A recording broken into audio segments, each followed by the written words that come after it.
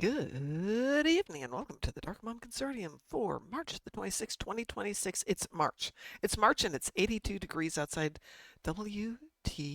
Of course, it'll probably be 20 tomorrow, so I'm going to enjoy this while I've got it. And I'm sipping on a ultra virgin pina colada, translated as it's the new pineapple coconut water. No alcohol, no calories, no sweeteners. But it kind of makes you think of a pina colada, but not really. So for those of you who are going, Mom v. Wolfie, huh? No, it's not me versus Wolfie. It's just that as I was starting up the stream, the message came up that she was starting Subnautica for tonight. I'm like, dag nabbit. Well, yeah, for those of you who want to watch her play Subnautica, go for it. She's an amazing streamer and a great person. And for those of you who want to watch me play some Stowe, well, here I am. With a tune that I never played. This is Dundee. We were starting to make the Crocodile Dundee team. God, that was, what, 3 years ago? This is 2026, yeah, 3 years ago this August. So about 3 years ago now we were putting this together. And obviously never finished that. But in honor of Mr. Dundee and Mr. Crocodile, I thought we'd actually go and do some of the episodes. I have never taken this tune out to do anything more than the intro episodes. And yes, I know I should be doing the Klingons, but blabbity blabbity blabbity blah, not doing the Klingons today. Come on. Show that my new SSD is working. Come live screen. Come live. Live stream. Come on. There we go. I fixed the computer. I can't fix the internet. All right, we're off to do diplomatic orders. Do I want to do this? Hold on a second. I'm going to be a wuss and take this out on normal.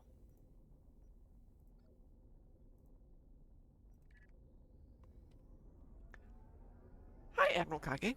Which wolf am I facing off against? I'm facing off against MC Wolfcat, who is a streamer. Used to be in Stowe a lot. She doesn't do Stowe as much these days. She does every now and then. But tonight she's playing Subnautica. But she was going live just as I was going live, so we can battle to the death over it.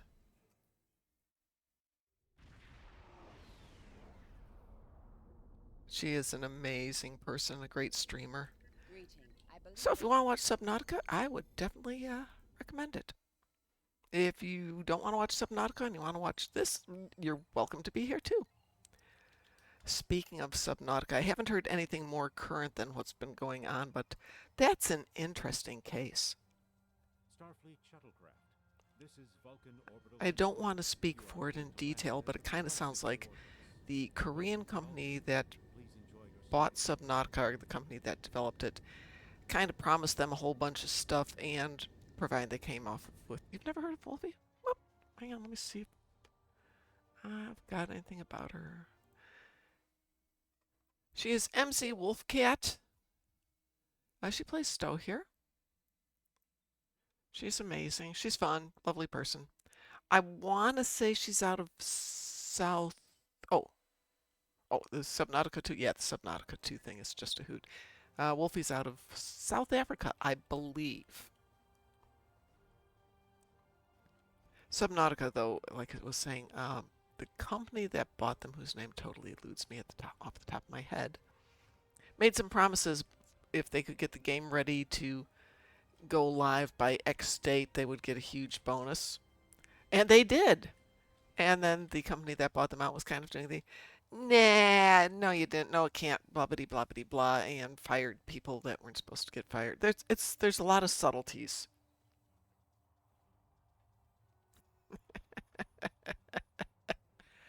There are a lot of subtleties with the whole Subnautica thing. But it's very interesting. I want to say the guy who does the most concise and interesting details on it, I want to say it's Ian Runkle from Runkle of the Bailey. Oops, let's get out of that one. Let's go there. It could be Leonard French because he does a lot of interesting stuff too. Okay, there's a new thing with Sony versus Cox that just came up. I don't know the details on that. Let's see. Is it Runkle of the Bailey?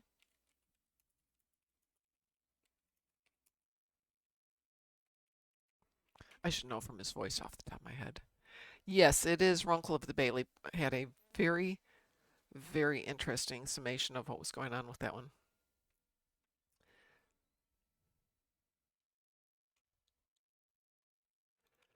So, he's a Canadian lawyer.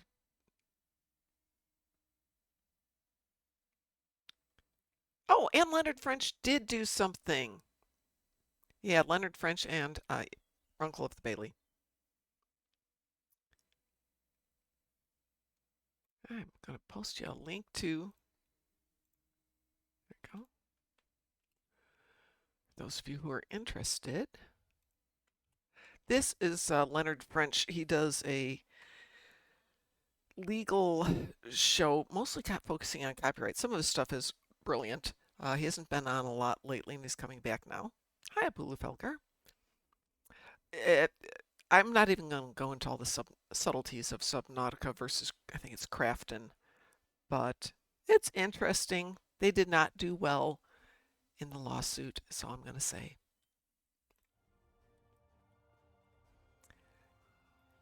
Peace and law. Do you seek knowledge? Blah, blah, blah, blah, blah. Yes. Let's go back over here. Do you have any questions? How should I know? Oh, we already know Soketh is the fake Vulcan. So obvious, he's so emotional. Though Vulcans are very emotional despite what they say. They're snooty and pretentious and insufferable.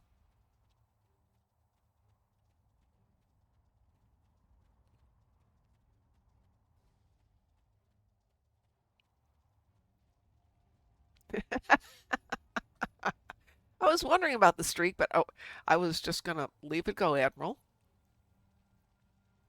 If you're streaking, that's fine.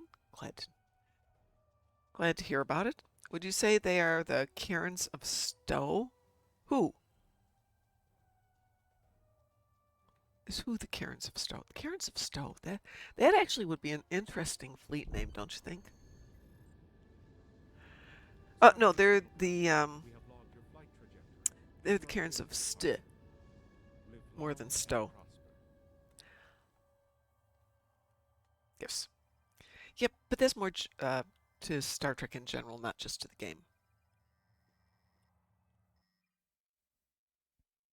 Because in the game, the nice thing is that for the most part, we get to make our own Klingons. We don't have that many, or sorry, Vulcans. We don't deal with that many. This pretend Vulcan here, Admiral Tanay, obviously Spock's in here. The guy from Voyager, Tuvok. I can't think of a lot of other Vulcans that we've got in-game as main characters where we get to play with their personalities.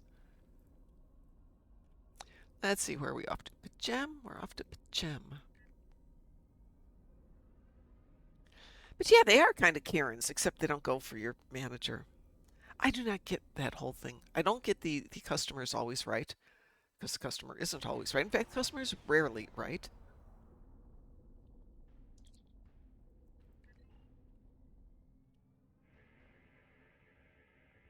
And I don't understand why people want to constantly get the manager to fix their problems.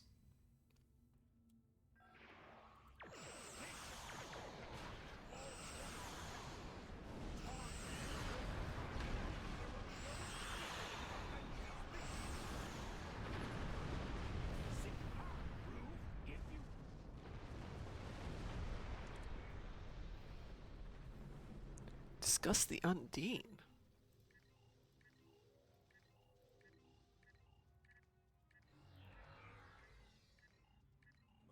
Then the captain. Allah, you want? There's no potential. That's a lot of dialogue. A wise. Okay.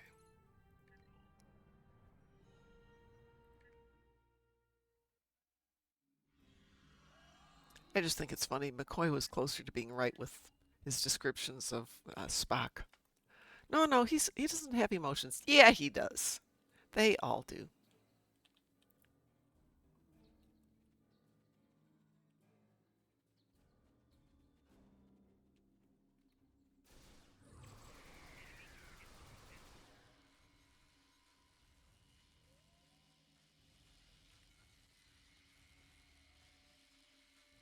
Whoops, wrong button. There we go.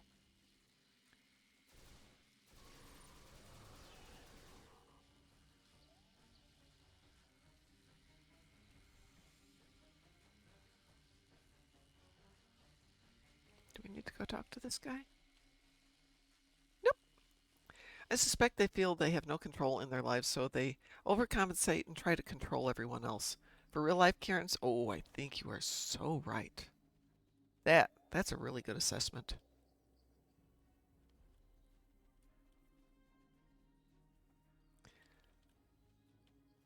They're miserable, they're unhappy, they want to bring everyone down to their life.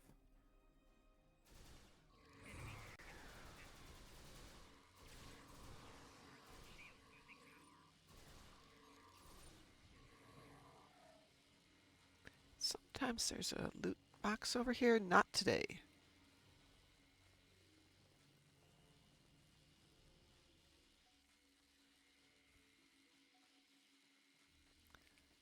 By the way, if anybody is in need of running endeavors or dailies, let me know. Or leveling ships.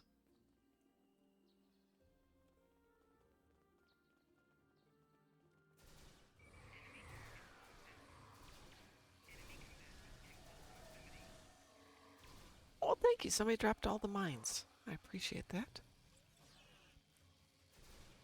That's interesting. There we go.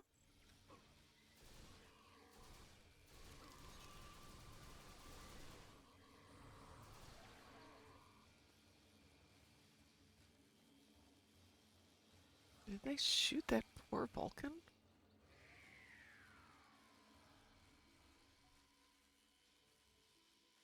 Bummer. Can't bring that one back to life. Can I do anything else? That's not me. There. Raise the dead. Raise the dead. I probably should have looked to see if there's any accolades on this mission. Hold on a second here. We'll have to look. No, I do not want Uber Eats. Thank you. Let's see. No, that's not where I want.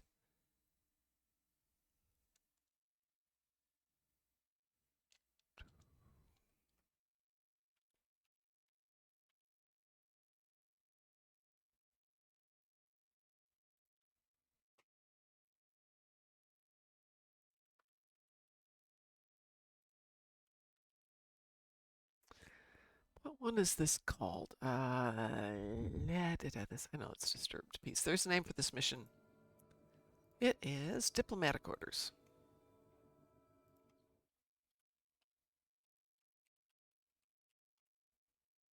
Ooh. Nope. Nope. Nope. Nope. Nope. Nope. Nope. Nope. Nope. Nope. Okay, that's not there.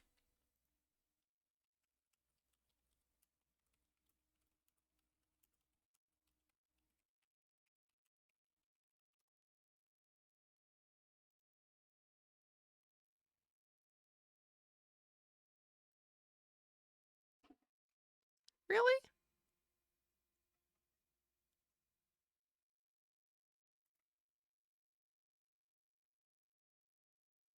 There we go. Let's see. Oh, there's only one accolade in this one, which is Dreaded Dreadnought, which is we destroy the Undine Dreadnought towards the end. Kind of limited.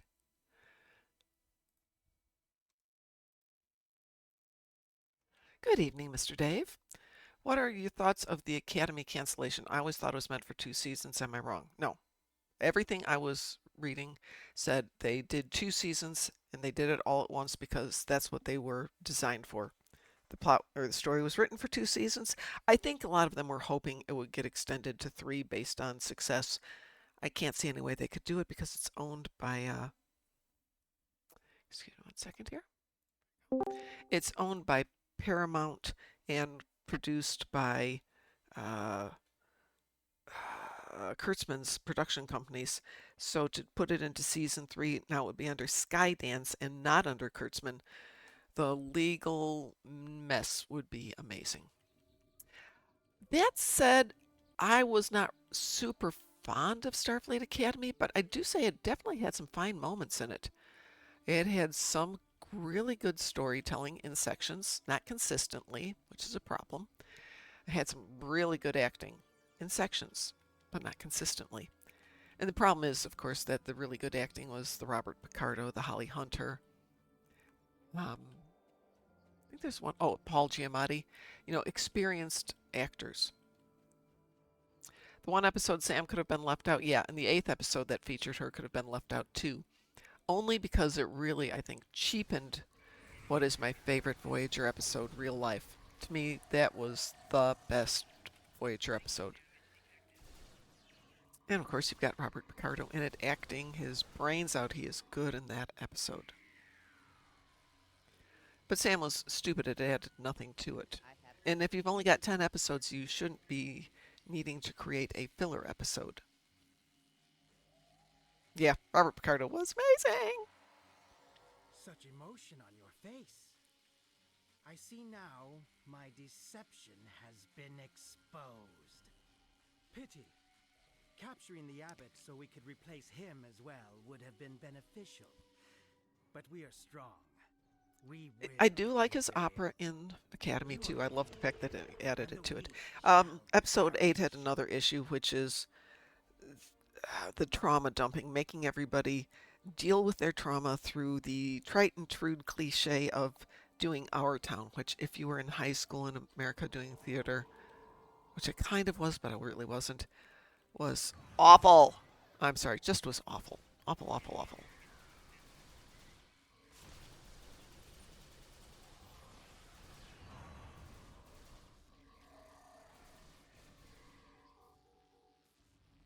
Yeah? Where are you going? Where do you think you're going, huh? Oh, he's just going to stand here. There he goes. All right.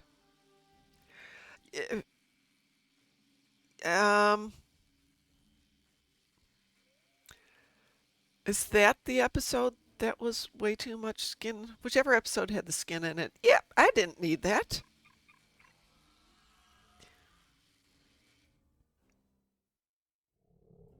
If you go back to the reboot of Star Trek in 2009, there is a scene where Kirk's in bed with 2 Orion girls, I think. Maybe 1 Orion girl, 2 later. But anyway, it's insinuated, which it always was with Kirk. He was either getting out of the bed and putting on his boots, or he was walking off with a young lady, or not young lady.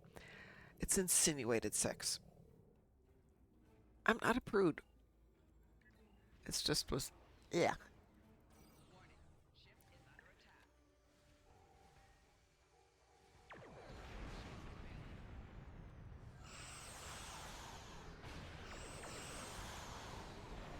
Jumping from ground fighting to space fighting, I forgot what my keybinds were. Oops.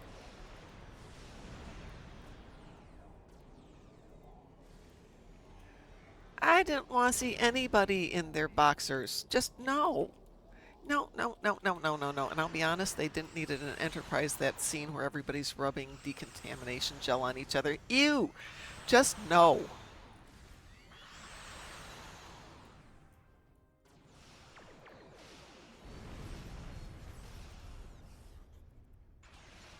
It's gratuitous in the real meaning of gratuitous. Unnecessary.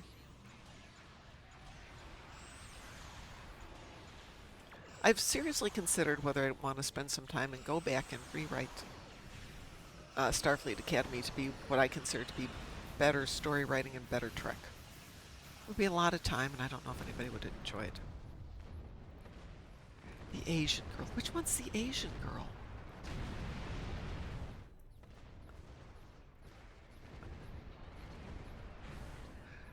The girl who was in the War College, not in the Academy. Oh, Hoshi. Hoshi was great. This is Captain. I liked Hoshi a lot.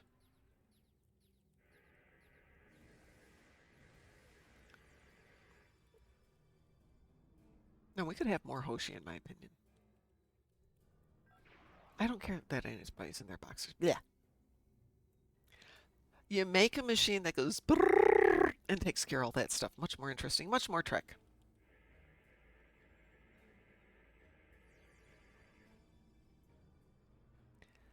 I don't know. Does she do conventions anymore? I want to say she does some.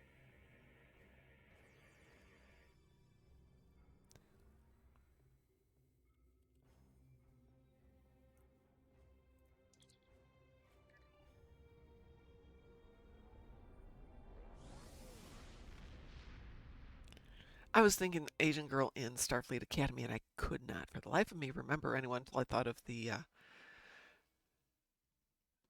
girl in the War College.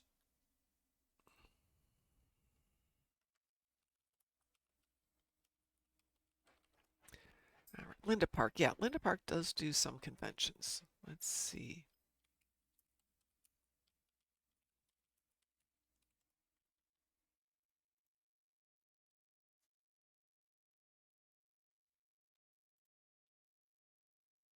Looking right now to see who's there. They now. Oh, ooh, Todd Stashwick's going to be there. Yum.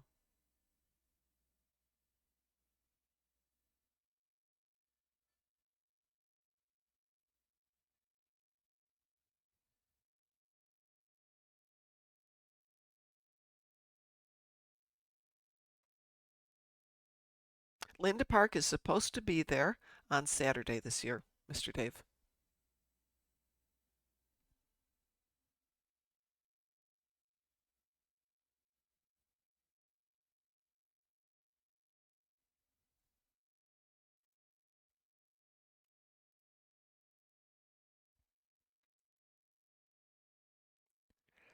Yeah, they're actors.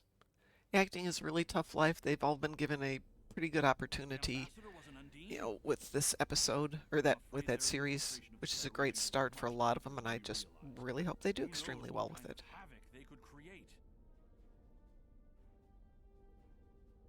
What's that worth? 6,000. That's 22,000. Oh yeah, we'll definitely take that one.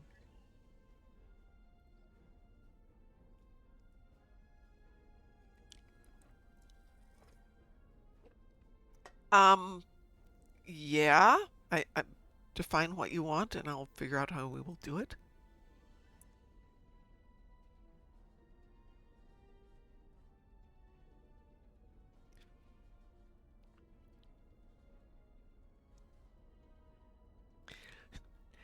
Can you guess who my favorite Trek star is? I thought it was Esri, or is that Borg King's favorite Trek star?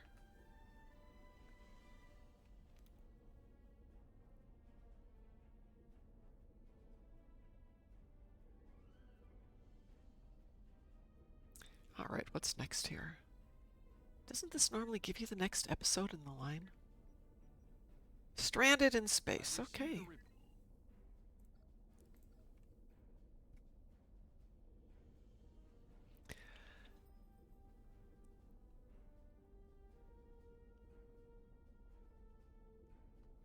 Yeah.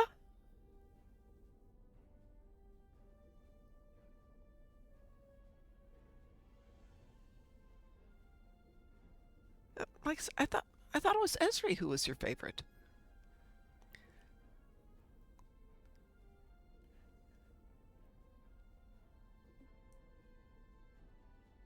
Yeah, that's what I thought.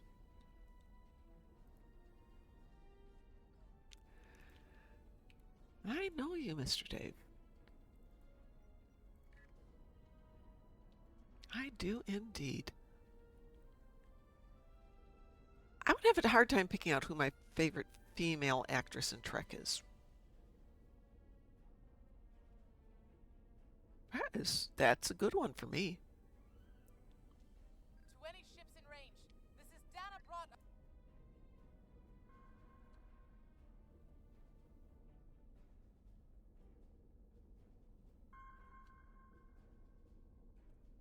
Okay, are we going to start this mission?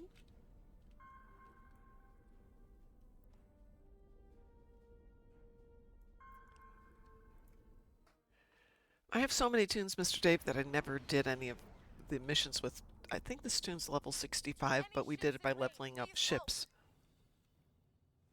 So going back, I realized I've only done the tutorial stuff on this tune. And Gamma Quadrant.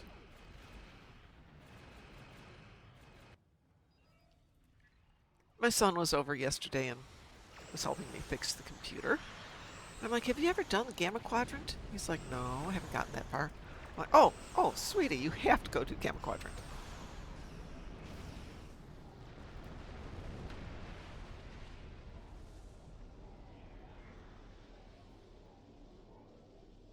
Okay. Yeah.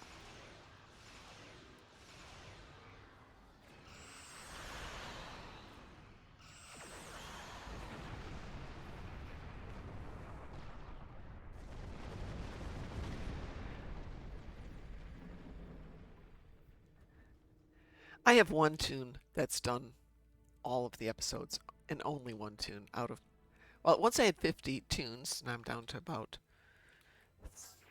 30 that I actively play, and I'm slowly phasing out the 20 some I didn't play, the Ed tunes.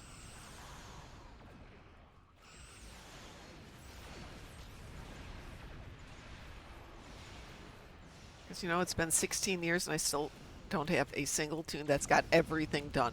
Not one. Some have got all the episodes, some have got all the commendation levels done, some have got all the ships leveled, but none, not one has got everything.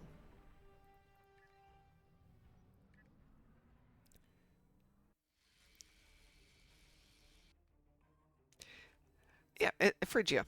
I don't remember the name. Curse of Phrygia? Or Curse of Phrygia? Curse of Phrygia, or Phrygia, however you say that. Speak to the transporter chief. Hi, chief.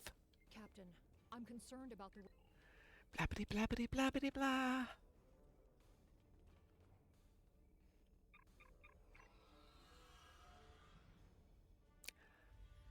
Well, I am more than happy if you guys want to team up on some of these things and start running through all the episodes. If you've got tunes where you're like me and you have OCD, and my OCD is getting progressively worse, but better.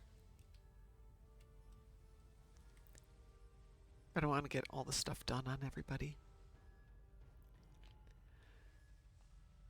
So, when I was married, I was very, put something down, and if I couldn't remember where it was, be like, hon, do you know where I put my wallet? Yeah, it's over there. I didn't have to think about everything. Now there's no one to help me. I have to think about everything. So everything faces forward. The keys always go back in the right spot. The wallet always goes back in the right spot. Everything goes back where it has to be. Labels facing frontwards, blah, blah, blah, blah, blah.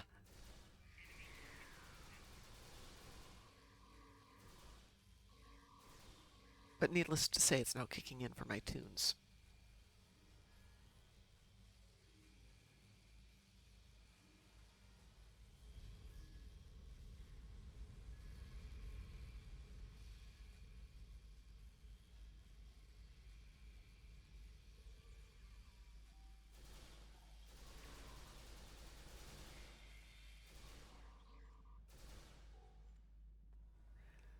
Oh, let's see. Can I help this person? Probably not. Oh. You need to be science for that one. I am clearly not science.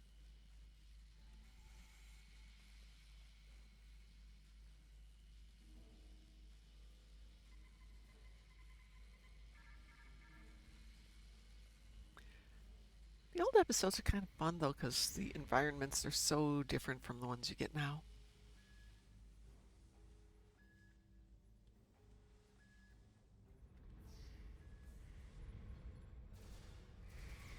That's right, Mom. Shoot him in the back.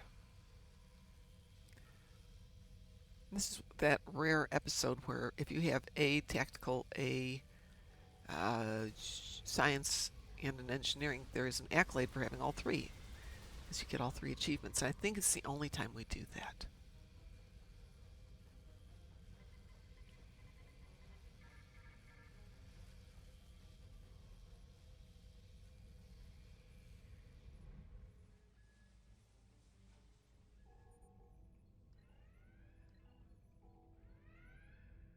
Oh, we'll talk to this nice lady. I'll never let them... Go pick up some materials. That is something I'd love to see them do, is redo all the crafting where you needed all these materials, because, you know, we've run all over the galaxy picking them up. We used to need them.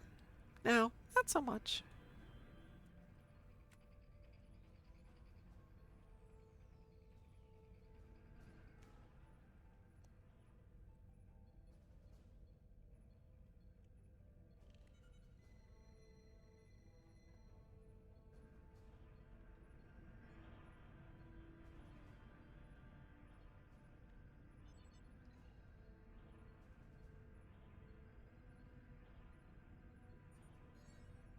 Yay!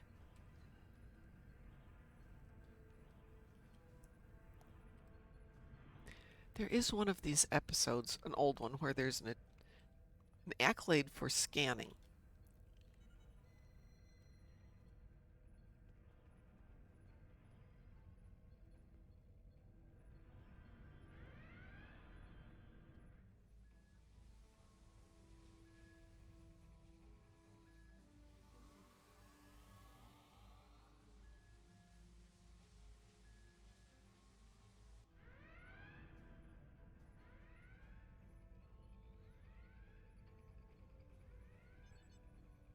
This is tactical, so clearly I'm an engineer then.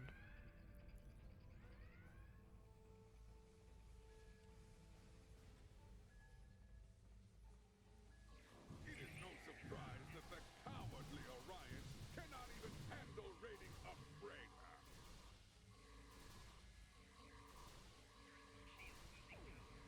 But their call for assistance has given us a chance for glorious Okay. combat.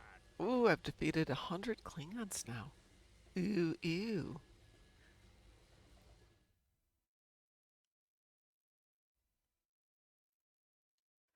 Let's see.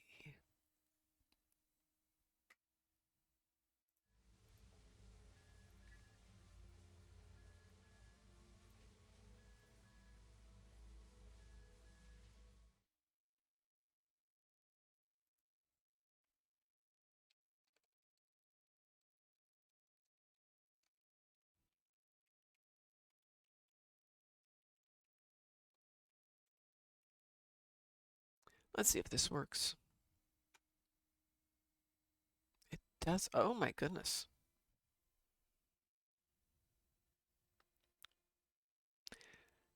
Fly through the hole in the large asteroid. Ooh, hidden accolade, which I didn't do. Okay. I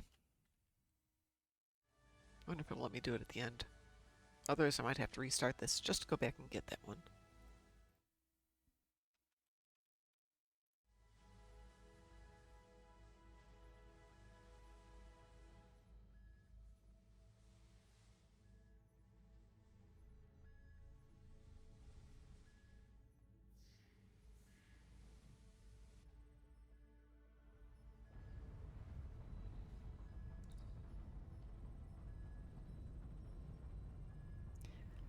Did I get the accolade? There's actually 5 accolades for this episode. You get one for each career-specific task. There's one if you come in with a team of each career and you do it together. It's a unique one.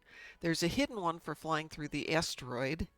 And there's one other one here. Give me a second. I will pull that up.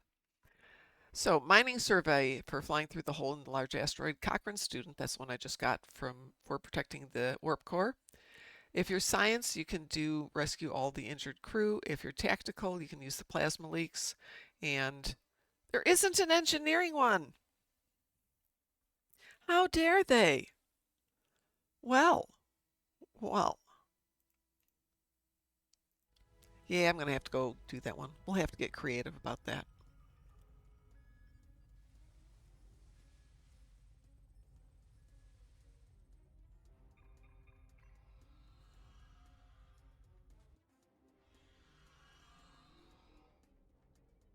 Go to the bridge. This way? Nope. This way? Yes, this way.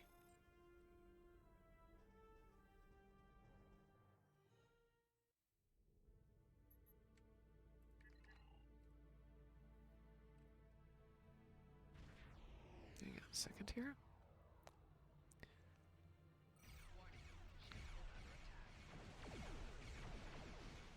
Let's see if you can get it at any point or if you can only pick it up first thing.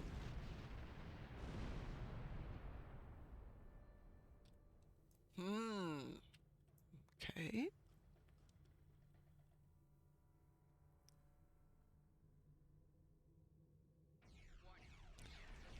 Okay. So it looks like you can only get it if you do it at the beginning.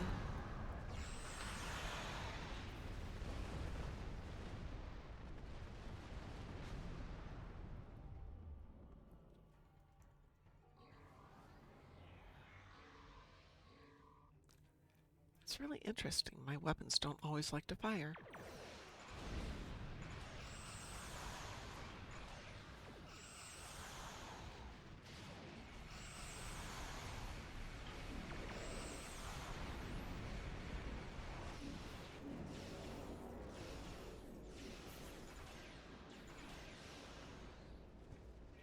Hey, Admiral, if you want to go play Star Trek online, totally necky, that's on you. My butt would stick to the leather gaming chair, but whatever works for you.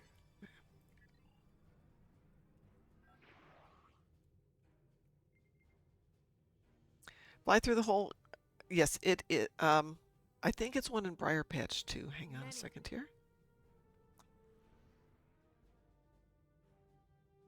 That was not a very loud explosion. It was a very quiet explosion. Okay, so let's take a look at what that one is. It's called Mining Survey.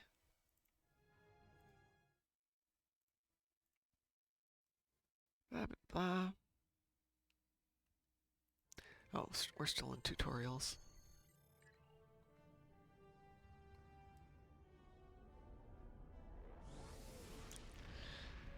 Admiral, I'll be super impressed if you remember the song The Streak.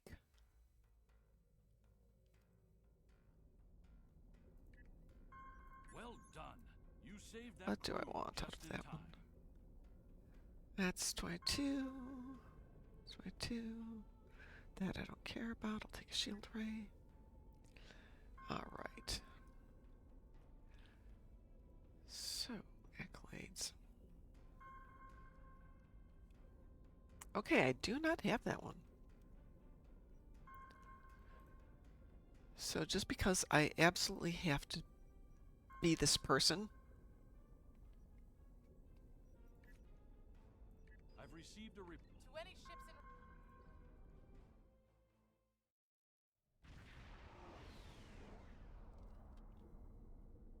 To any ships in range.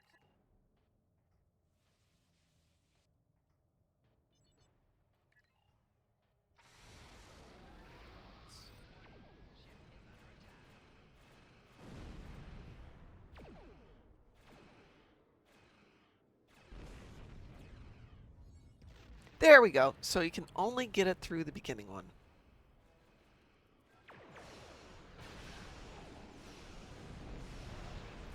No, the streak is not by Kenny Loggins. I mean, there might be one, but...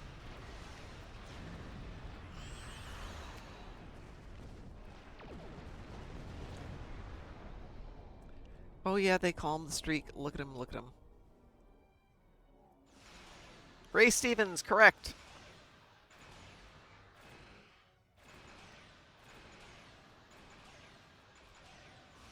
Oh, there's a couple of them out here.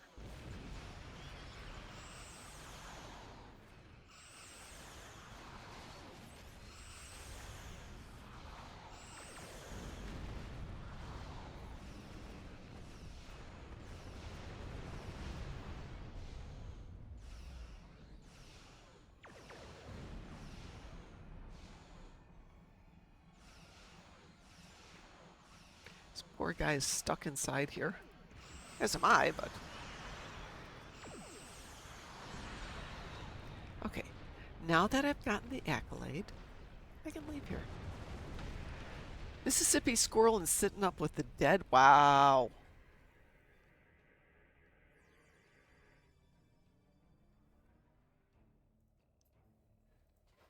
Okay, you win. I don't remember that song at all.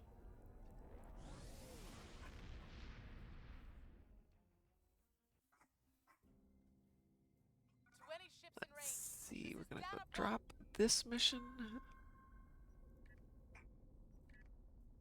And what's next? Research or rescue? Starfleet is lost.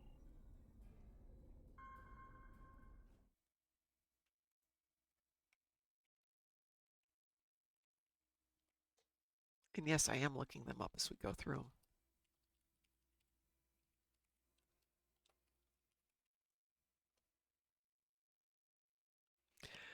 Three accolades.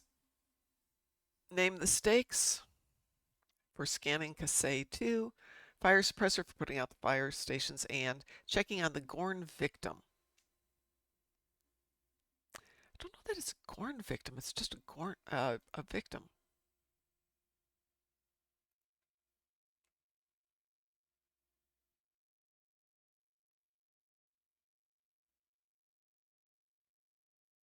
No.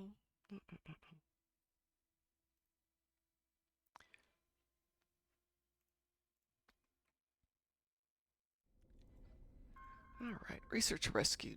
Can we transwarp to the beginning? Apparently we can. Yes, good.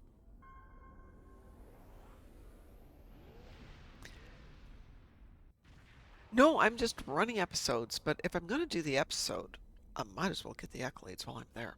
Though I'm not anti-accolades at all. I love them. They are amazing. Let's see, where do we keep our accolade count? Not there. Accolades there. Oh, 6245. I've got a lot more than I thought I did. But this is a tune I haven't run very much, so I'm not surprised there's not a lot. What I find interesting is I have made virtually no progress in leveling my ship because I've had like 2 pew-pews.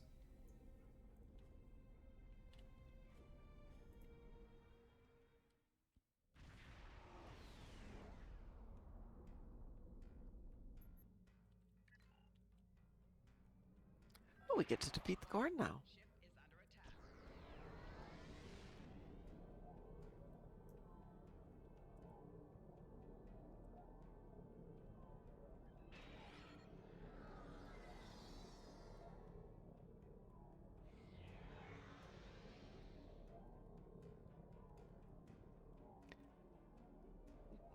Not sure what you mean by an accolade tracker.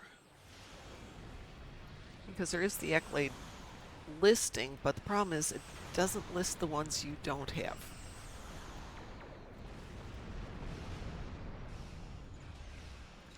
And it's not the best organized of systems. Now, if you could download it into a spreadsheet, then you take Fluffy's accolade spreadsheet, and you could cross-reference them and, just completely nerd out.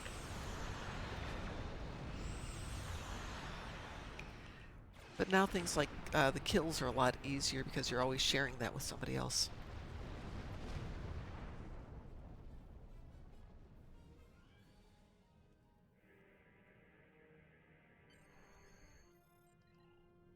No, not yet. There's particles that must be particled.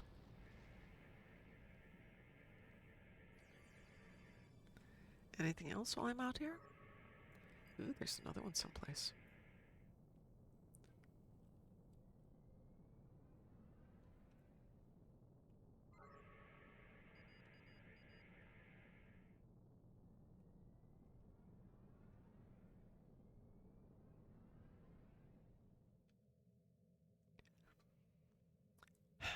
There was a way to download accolades into a spreadsheet. I could make a tracker.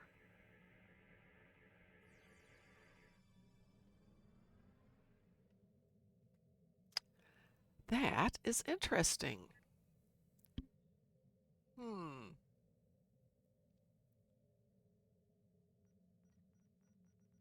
And I can create all of these because that exists.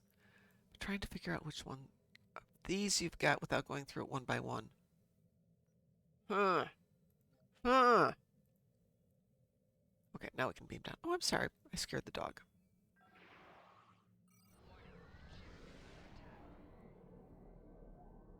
There. Yeah, you're fine.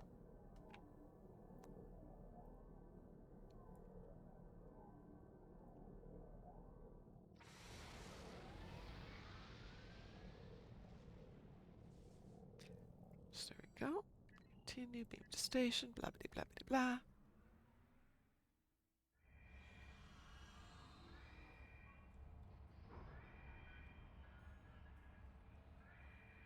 The Gorn. They just stormed in, and not everyone. I'm coming with you, Captain. There's too much at stake, and I know this project. Don't scare the dog. Yeah. I'm not going to scare the dog. She's absolutely ferocious until she isn't.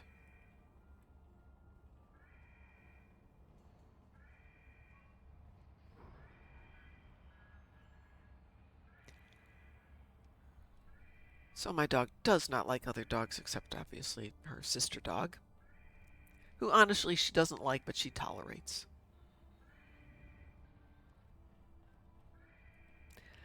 But we're walking and the other lady coming towards us with her chow. Chows can be very aggressive. This dog was not being aggressive. But my dog was. But she sat down because she was tired.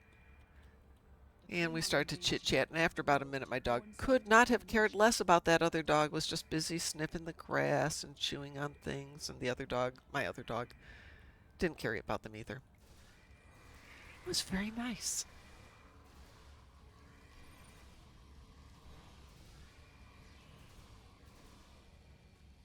Run, run.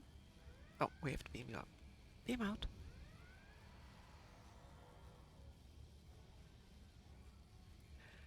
You realize that these are really big stations?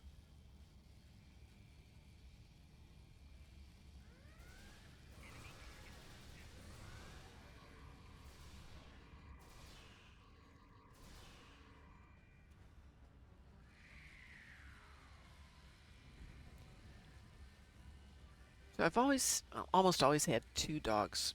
You get one dog and you realize they're lonely, so you get another dog. You know how it is. You can't just have one dog.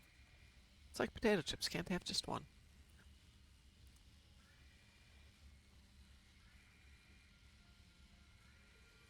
So Ophelia, my current dog, Fifi,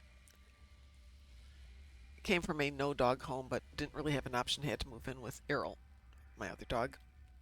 And I will not say they were besties, but they were definitely close. And Errol passed away. And Fifi was really very sad. I don't think she understood it. And then within a month, I had another dog. I hadn't adopted another dog, but somebody needed somebody to take care of a dog for a long time. So all of a sudden, I'm back to having multiple doggies.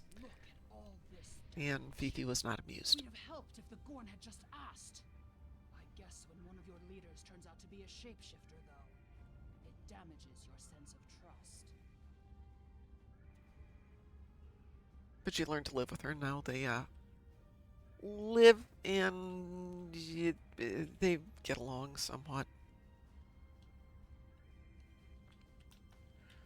I won't say they like each other, but they get along.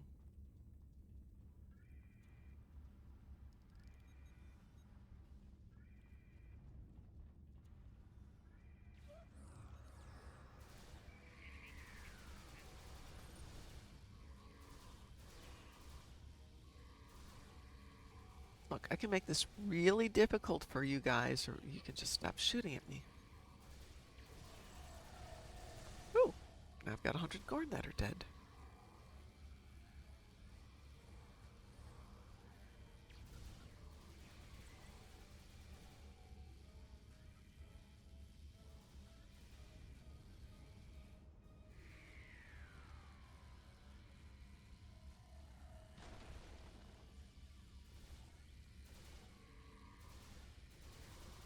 Did I tell you about the pen I bought? No, I do not believe you did. Tell me about the pen you bought.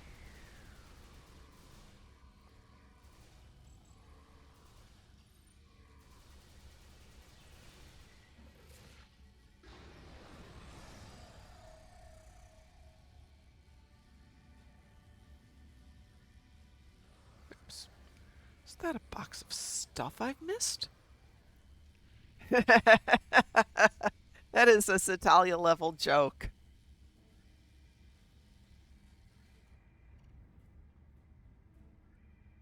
She would appreciate that one. I will share that with her the next time I see her or hear from her.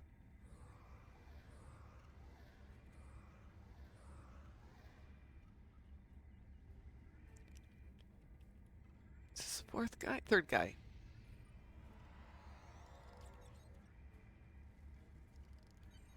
There's another Yay! research save 4 involved in a dig at a We project. get to beam up from here.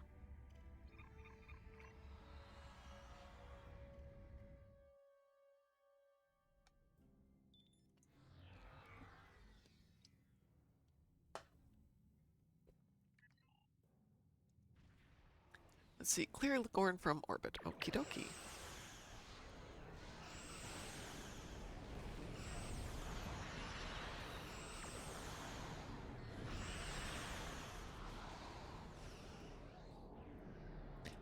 I think we need to level up the ship and go get us a better ship and put some better toys on it.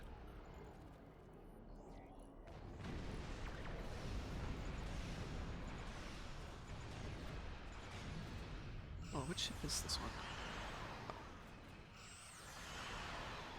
This account has that Bream T6 prize ship that came out a couple months ago. I did not mean to open it on this account. That was not the intention. But I wasn't paying attention.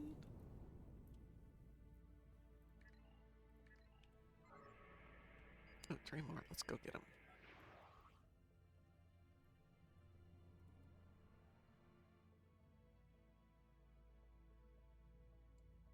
Oh, hi there, little one.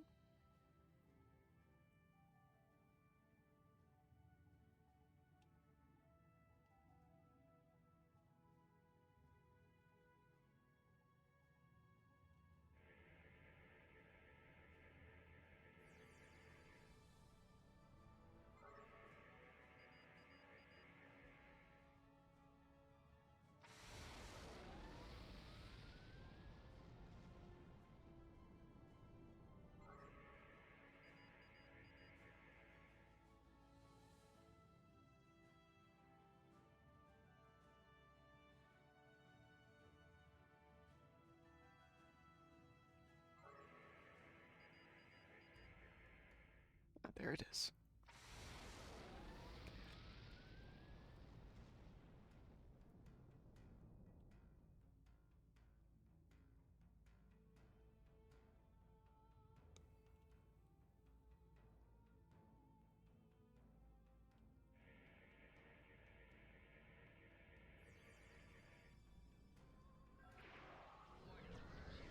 There's the last one right there.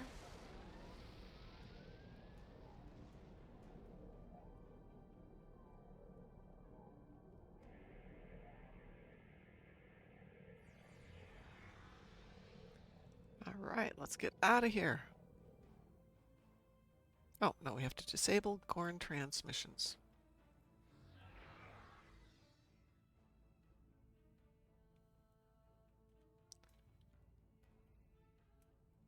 Well, it says we're in the right spot.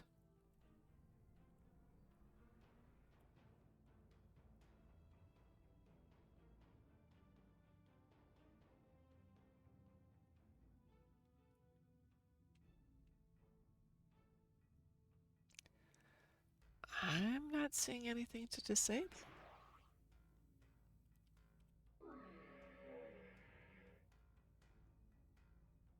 Hmm.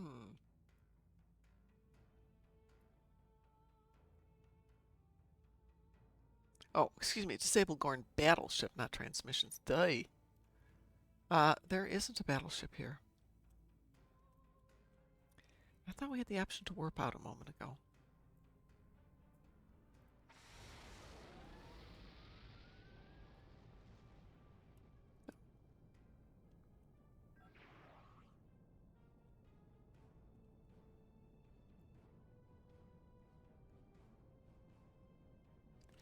No, there is not one here, so let's cheat. Hopefully it's not going to make us go back down. Do other things again.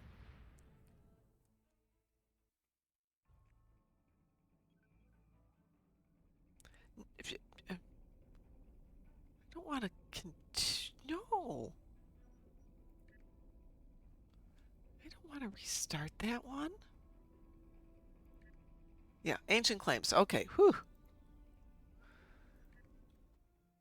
Yeah, no, I'm not doing that again.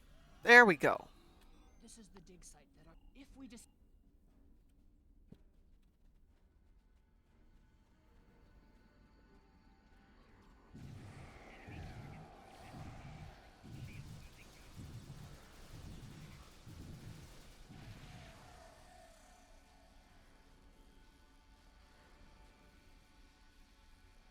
Shield power is dropping. What is going on?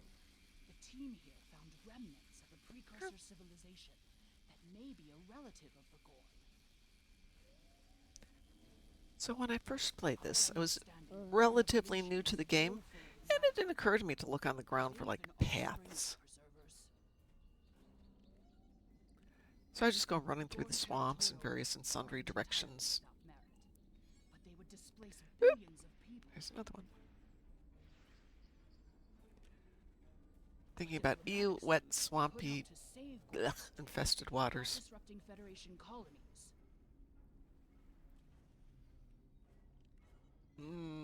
Lighter than air titanium. I wonder it's so valuable.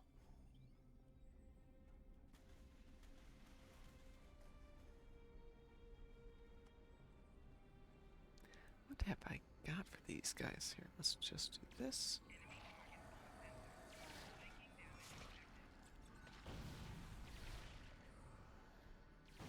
Come on this way, guys.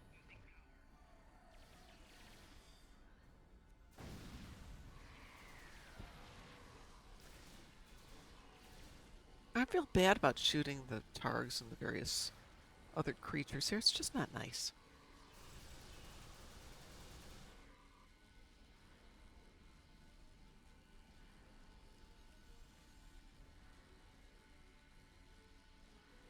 More fluctuations.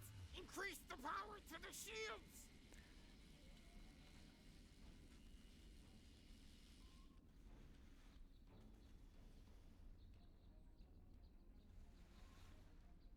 Oh, that's right. I tried running through those bushes once. It doesn't work well.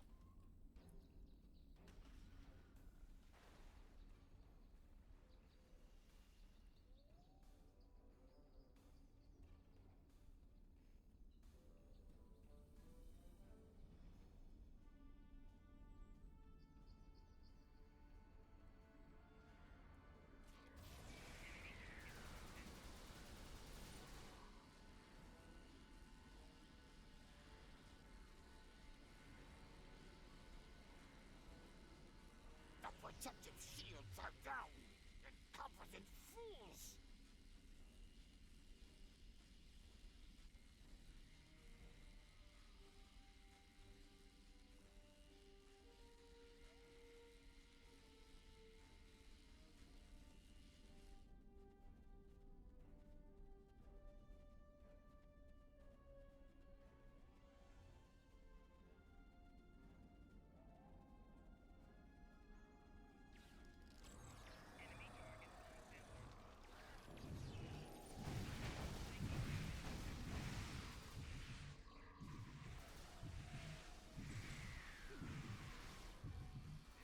No worries, Admiral. Beam up.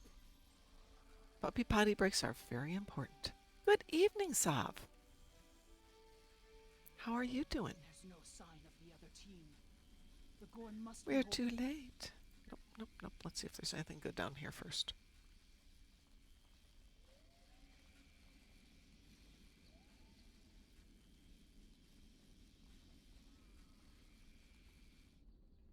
No, anything aside from the body? No, apparently not. Let's There's no see. sign of. Let's beam up.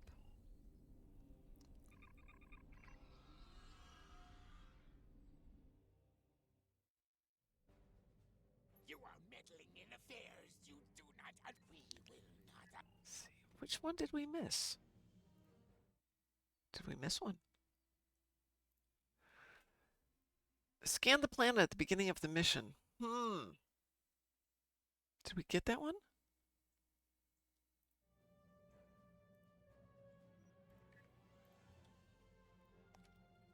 Nope.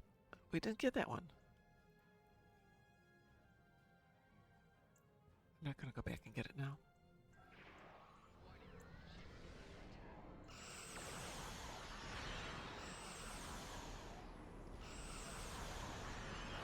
Oh, and the extinguish all the fires on Kasei Station is no longer available. Well, be that way.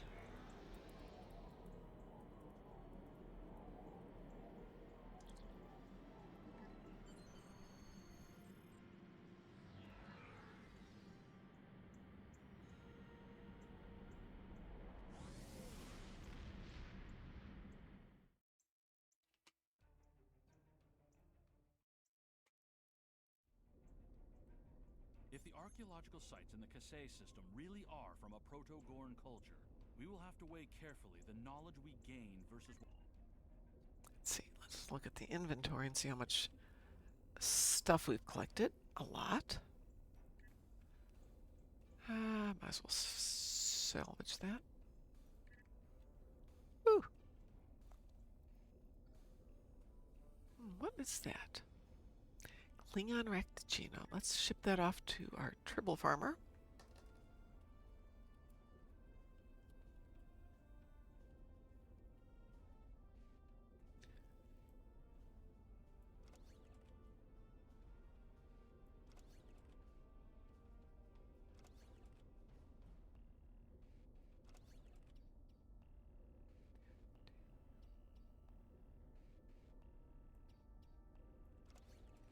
We must feed the Tribbles, make them happy. Good evening, Maywit.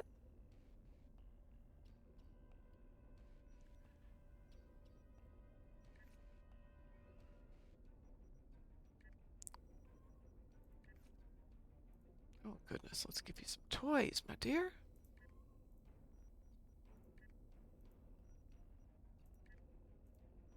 Get them out of my inventory. There we go.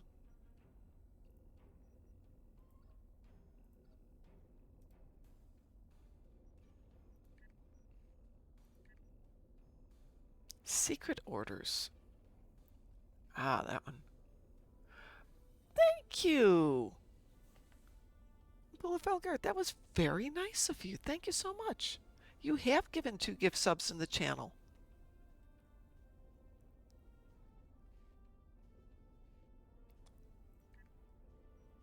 Let's see. I don't think the ship is done yet. Let's cancel that for a moment. Am I getting tired of the ship? I am.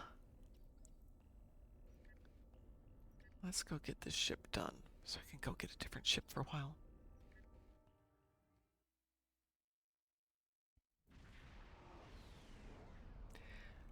We have a dilithium week end-ish coming up. Not this week, but next week. I think it's the 2nd through the 7th. So a week from today through the 7th. So I know some people here are very diligent about their dilithium mining during that period. I'm talking to you, Dante. So I'm going to ask a stupid question. If you're in the States, is this like spring break week or something?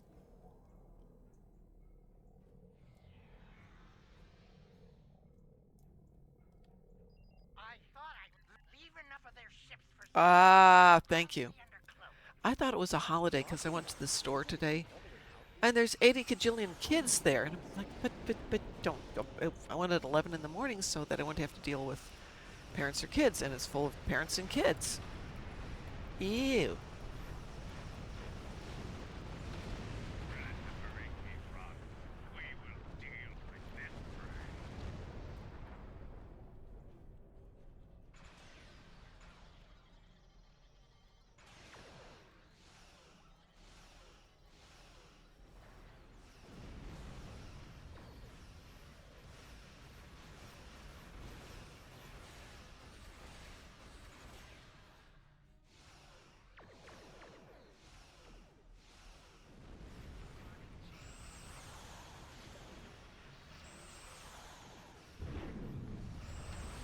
Well, that looked cool.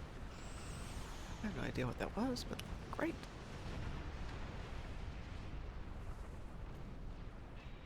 Excuse me, Fifi. I have to move feet. How are you freed from the curse of AdSense?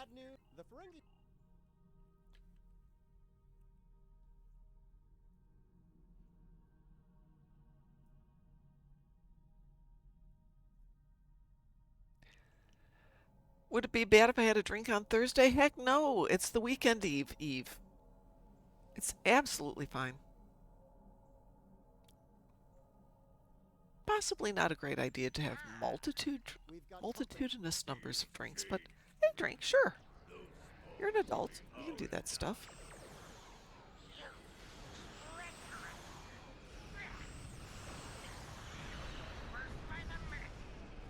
Trade by the muscle. Had to know that was coming, Marvin.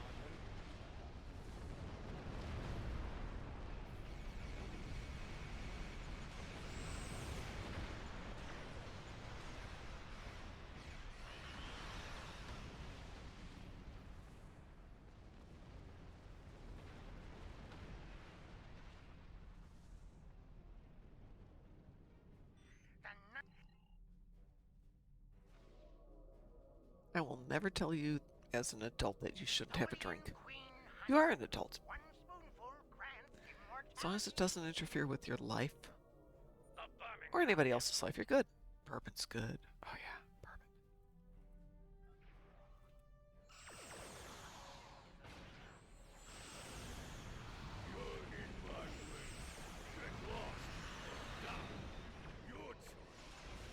bourbon. Yeah, no. I have an acquaintance who was like, my girlfriend might be pregnant. I was thinking, you'd like to be a grandmother and help out with raising a child? No. No, I would not. You have kids, you take care of them. I will say my parents babysat my son a fair bit, but by the time he came around, they'd had 5 kids and they were both working, or 5 grandkids and they were both working still. And didn't have time to spend with them, so it was an indulgence that they wanted. I don't think I ever asked them to babysit so I could go out for a movie or something. Yeah, exactly. Baby needs changing. Here you go.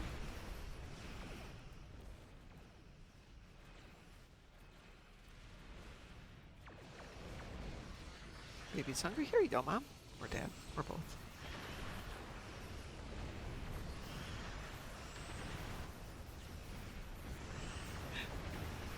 That's a good one. I will keep that. Let's see. Japanese whiskey is a myth. Au contraire. I like Japanese whiskey.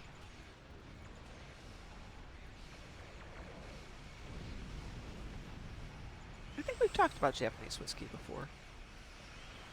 Sadly, Swedish whiskey is now a myth. McMara is no more. McMyra is no more. I'm very sad. It was a delightful whiskey. Who has joined us? It's Maywin. Hi. Hello. How are you doing? I'm good. Good. If I mute the damn screen. There you go. Now I can hear you. Alright, hopefully that leveled up this ship a bit. According to a bunch of people who have done like a ton of research on it's Gen Z's fault why all these alcohol places are closing down, while the distilleries are closing down. They're not buying alcohol, damn it. That's what they're saying. Washington Post, like a 3-page article about it. When I was mainly because it's too expensive now, but yeah. whatever. Oh, it is. I mean, the stuff I like is They tax the shit out of it. Yeah, a couple $100 a bottle. I just can't justify that kind of money for alcohol. Maybe for like a every 10-year birthday, maybe, but not like. Yeah, no, I'll still buy my like $15 bottle of wine, but I don't even buy that as much as I would have a year ago.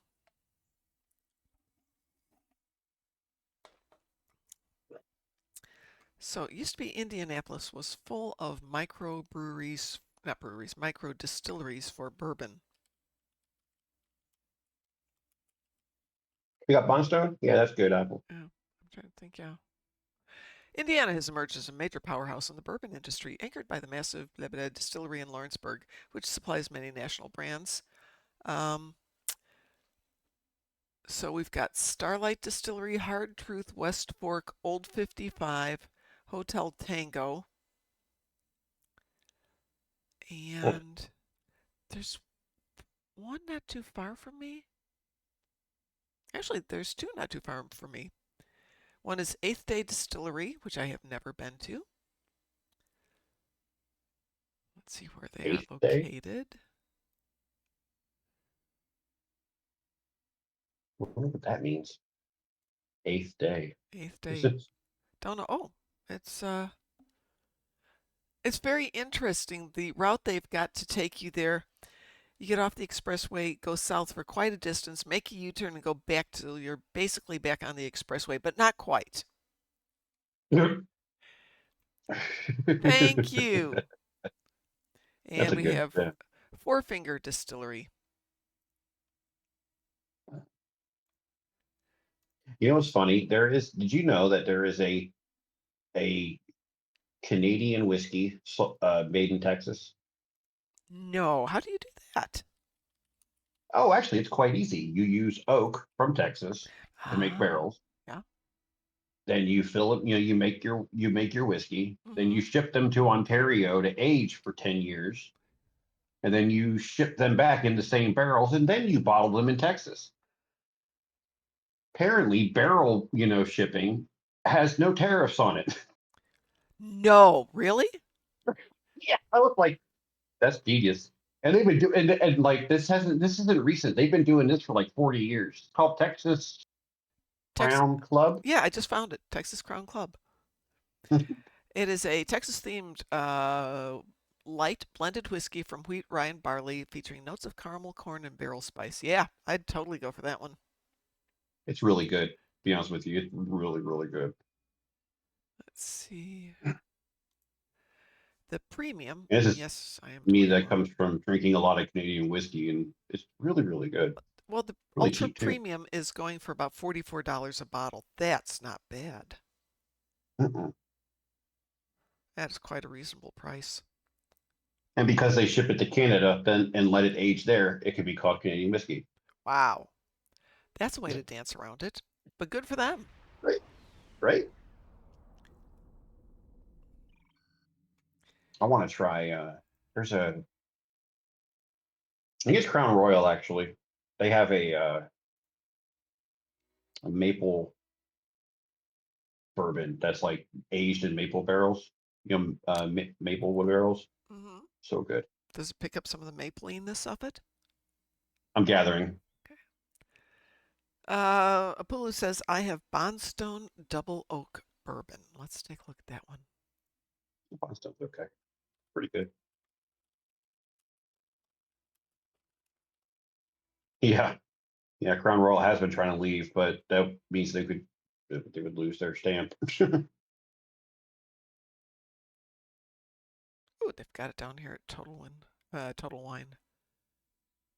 Let's You know what's see. funny is that they were all talking about the tariffs and stuff affecting prices, and I am a regular whiskey drinker, and Mhm.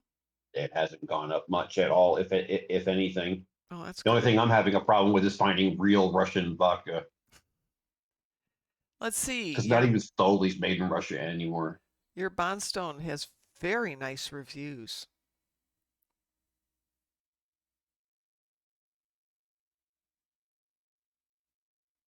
They should stop, and they've been taxed to hell over there. What's Zop complaining about now? I have this. Probably Yeah, Crown Royal's been trying to leave Canada and move here. yeah. I'm not surprised. There's so many good distilleries here now. I will say though, given a choice, single malt whiskeys are my favorite, but those have gone crazy. Well, you know what? Like I keep saying every time whenever you come down here, you should go to Houston Cider Cave. So Yeah, good. yeah. They're a cider brewery and mead Oh, brewery, but they also have a good Julian arcade machines from the old days. oh, really? Yeah, and it's like $12 to unlimited play. Yeah, I go there there quite frequently. was or still is a old arcade in East Dundee. And for my husband's last birthday, when he was up to doing stuff, so maybe 5 years ago, I took him out to his favorite restaurant, which is across the street, and then we went up and we played arcade games for like 3 hours. And we're talking old school Tron and Centipede and Millipede and Missile Command and Pinball. Okay. Yep. They even have that. They even have that old Sega Wild West 3D one. You know, they Oh had my that little God. mist and stuff. Yeah, I was like, oh, I'm playing this. It's so long. Saab says every company is leaving Canada. We're not a serious or competitive country anymore. 104,000 jobs lost in 1 month. Yeah. No, it's an issue. Something similar is going on in Australia, though not exactly the same. I about died of a heart attack when I found out that Chevron was moving down here to Texas from California. I was like, what? That doesn't surprise me. California is Of course, not. Exxon and Texaco and BP weren't very happy about that, but whatever. Yep. Hey, it's jobs. Well, part of Exxon's problem was there's a town north of here called the Woodlands, and it's very upscale, high price, hoity-toity town. And Exxon built a giant complex or campus next to it, but they also funded like 90% of the infrastructure. Yeah. That in the Woodlands, and then Chevron's moving on the other side of town from them, and they're like, hey. I can just imagine the board of directors just like, So I used to live in or near a town called Schaumburg in Illinois, which was a small town, other than the fact it had Woodfield Mall, which for a long time was the biggest mall in the country, and sometimes it was the biggest mall in the world. And then Motorola made that their main engineering capital for all of their worldwide products. So they brought in all of their engineers from Japan. And what happened is we wound up with a very strong Japanese culture. So there are Japanese stores that cater to the Japanese market, Japanese restaurants, Japanese groceries. Excuse me, Fifi. Japanese golf clubs. And they weren't keeping out the white folks, but it was very definitely Japanese focused. Saf says, yeah, our government keeps bringing in temporary foreigners who take our jobs and never leave when their visa is up. Yes, I can attest to that. I know you're not the only country that has that problem. Yeah, but I know more than a few people who left the States to go up there. Yeah. For exactly that reason. Well, they had some people like there's a restaurant in London run by a bunch of Sikhs. Yeah. And they got harassed, by immigrants over there one night. They got their windows busted and everything, and then they got arrested. The Sikhs got arrested because they don't serve halal food. Oh, well, good. Halal food is not nice. I was like, you're asking a Sikh family. The whole reason why they have these turbans on is because there's Muslims in India. To cater to that. No, that's not going to work. Sorry.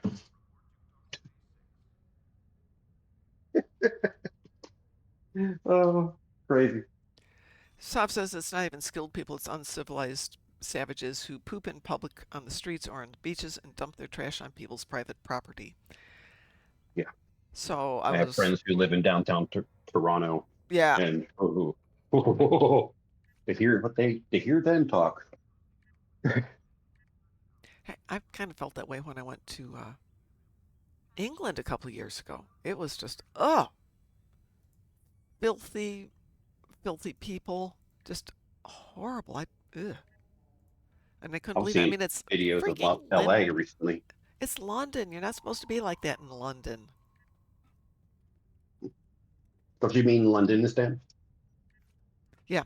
That's what they're calling it now. I don't blame them.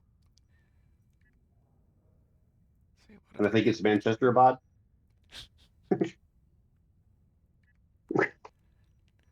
see. Do I have anything else I can throw on here? Yeah, one of my friends, he lives in like downtown Toronto, lives in one of the high-rise apartment buildings, and he won't even take the subway anymore. Man. was like, man, you know it's bad when you can't even take public trans. Oh yeah. I was seeing videos of LA. It's trash too,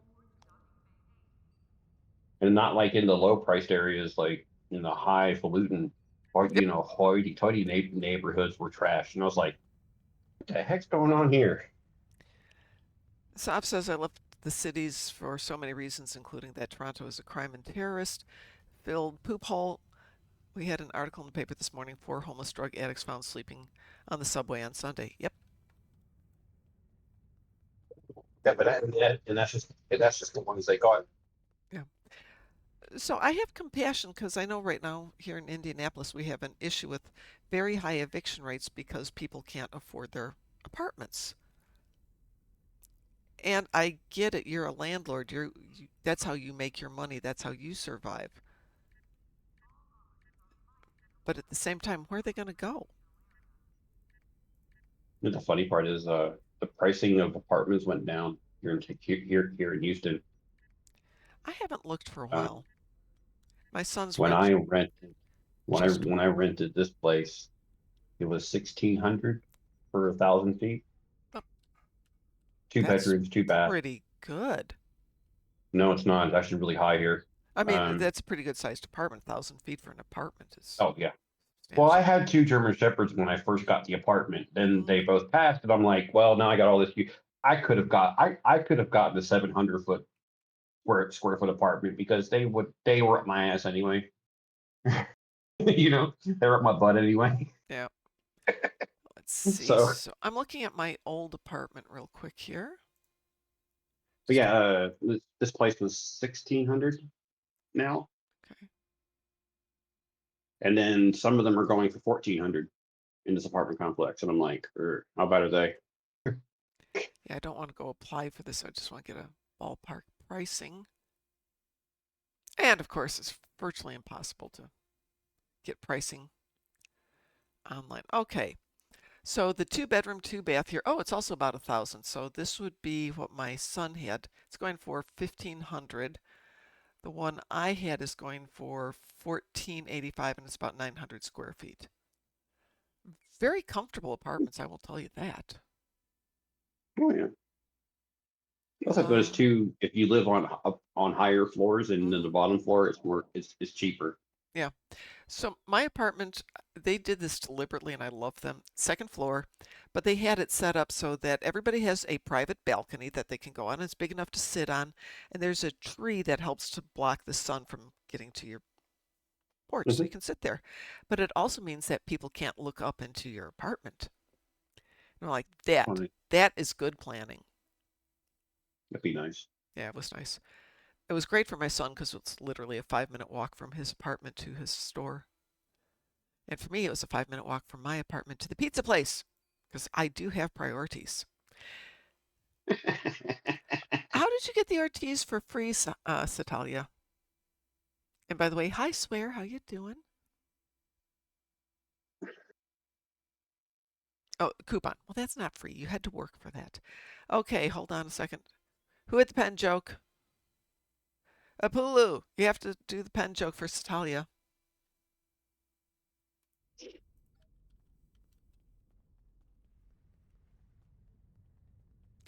Why is the sun in ESD?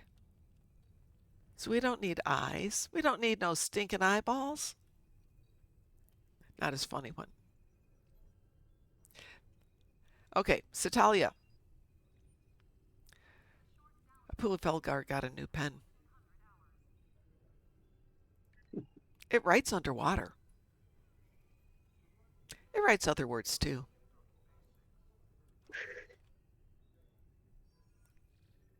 But Tish. She said heh. Fine, I'll say Eh, heh next time you've got a joke. See, I suppose I could actually use those too.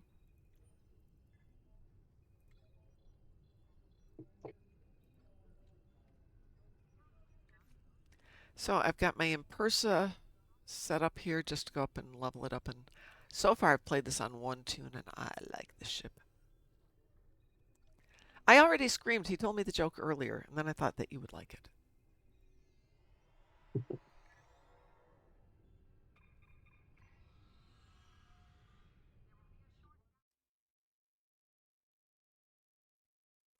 So Sava's complaining about the mayor of the city. I assume she means Toronto. But the thing is, I'm from Chicago. You want bad mayors, you want bad governors. I'm trying to think of the last one who didn't wind up in prison. I don't think that's possible. Can you think that? Do we I have that much history? I don't think so.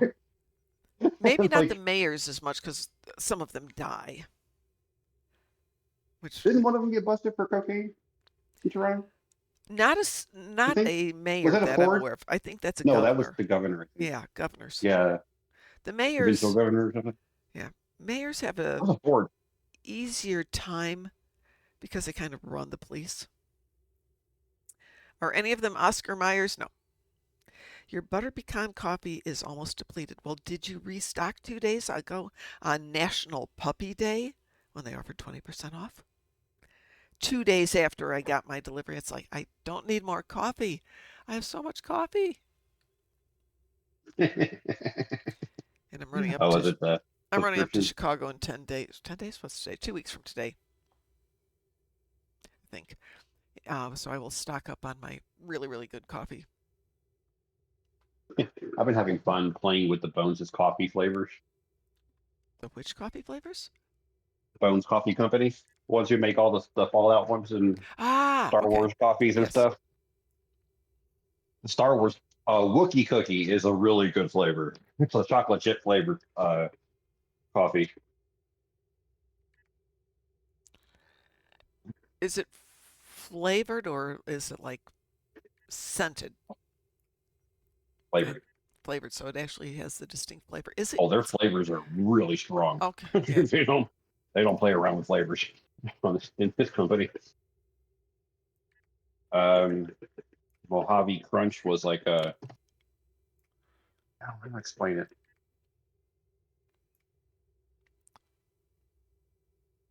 Like a snickerdoodle cookie Okay. flavor. Right now, I'm eating, dear Lord, I'm drinking Black Sun Tiramisu, which is obviously a tiramisu flavor. Then there's Cookie Dark Side Chocolate Truffle, and a bunch of others. I haven't got them all yet, but another $12 a bag. Even coffee gets super expensive, but it's like oxygen. You kind of have to pay for it. The Because more you add, like the more you add symbols on it for sustainability, GMO stuff, the more expensive it gets. yeah, yeah. They do have CBD enhanced coffee at my fun coffee shop, but it's Yeah. like $30 a bag, and nope, I don't care how good it is. $30 a bag is a I've actually lot tried of that. money. It tastes not that specific brand, but I've tasted CBD coffee before and THC coffee before, and ew. Oh, Just okay, good. Whew. the chemical kind of like the chemical the cannabinoid kind of like sours it and makes it taste burnt all the time. That would not be tasty. And I'm like, yeah, like that's not good.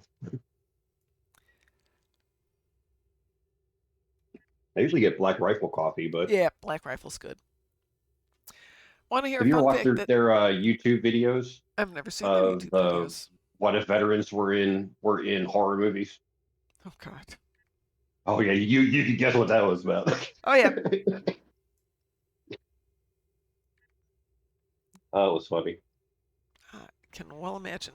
Pohel says, do you want to hear a fun fact that sounds naughty but it's educational? Cummingtonite is a rare mineral vein found near and named after Cummington, Maine. Get your mind out of the gutter. 1 packet of hot cocoa and 2 spoonfuls of instant dark roast. So my husband used to talk about the coffee that they would make in Vietnam. They didn't always get hot water because you didn't always want to start a fire because that would kind of give away where you were. So they developed, well, hot in the sense that it's 90 some degrees there, water mixed with package of the equivalent of Swiss Miss cocoa mix and whatever 1 package of coffee was. And that was his favorite coffee for years until somebody made it for him as, once he'd been back for 20 years. And he's like, oh my God, that's terrible. But, in the situation, Actually, I still use this as a creamer. actually, it'd be good. It's got all the sugar. It's got the dried milk in it. Yeah, Powdered. it would work. Yep.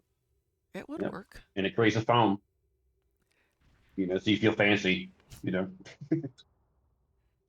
see, do I need to get rid of this now? Let's do that. It's night, you guys. Yeah, pretty good? much. All right. You make do with what you got. Absolutely. So I When finally I was bought. growing up, my parents. I trained finally me bought bakery. food today. So yes, I have been doing a 3-day stint of, I guess we're having peanut butter for dinner tonight.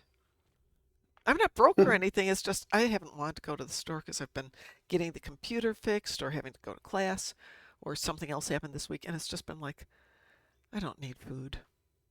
I can figure it out. There's some saltines and some peanut butter and honey. Oh, I'll no, I be was out of fine. saltines too. Oh God. Peanut butter on a spoon. Even that one package that's been in the back shelf for like 30 years, Yep, no. still holding strong. Nope. Sally says food is overrated. Yeah, no, there is nothing. I don't have a pantry at the moment, which is part of the problem. I'm getting a new pantry built, and before it gets here and gets installed, I have to completely clean out the entire pantry. And then I thought, okay, patch the walls, spackle the walls, prime the walls, paint the walls, and it'll be ready for whenever the stuff gets here. And it'll come here, and you will not see any of the walls. But I don't care. I am not Mother Hubbard. Yeah. Dante wants to join us. Who is Dante playing on? Is Dante Federation or KDF?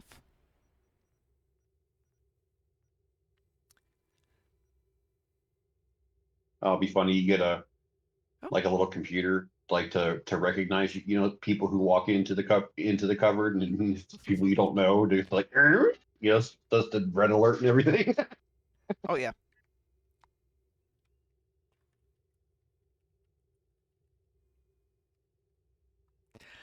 Yeah, It's amazing what you can do with open source hardware. I just want, because my house is very dark, what I want to do is have a light trigger, so as soon as the pantry door opens, the light comes on. Pulu says I should go wash me Pokeballs. I don't want to know about your Pokeballs. It's TMI. Hi there, sweetie.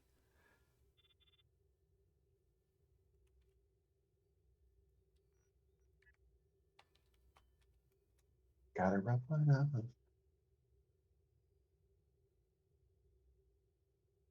So I went a little childish recently. That's good.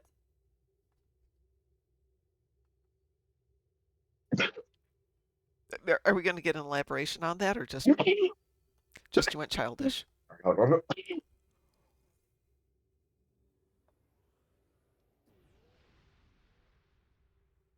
This is a really strong weed. Anyway, yeah, went a little childish and Teenage Mutant Ninja Turtles: Splinter's Fate, the video game, a roguelike game, Yeah. is on sale for $3.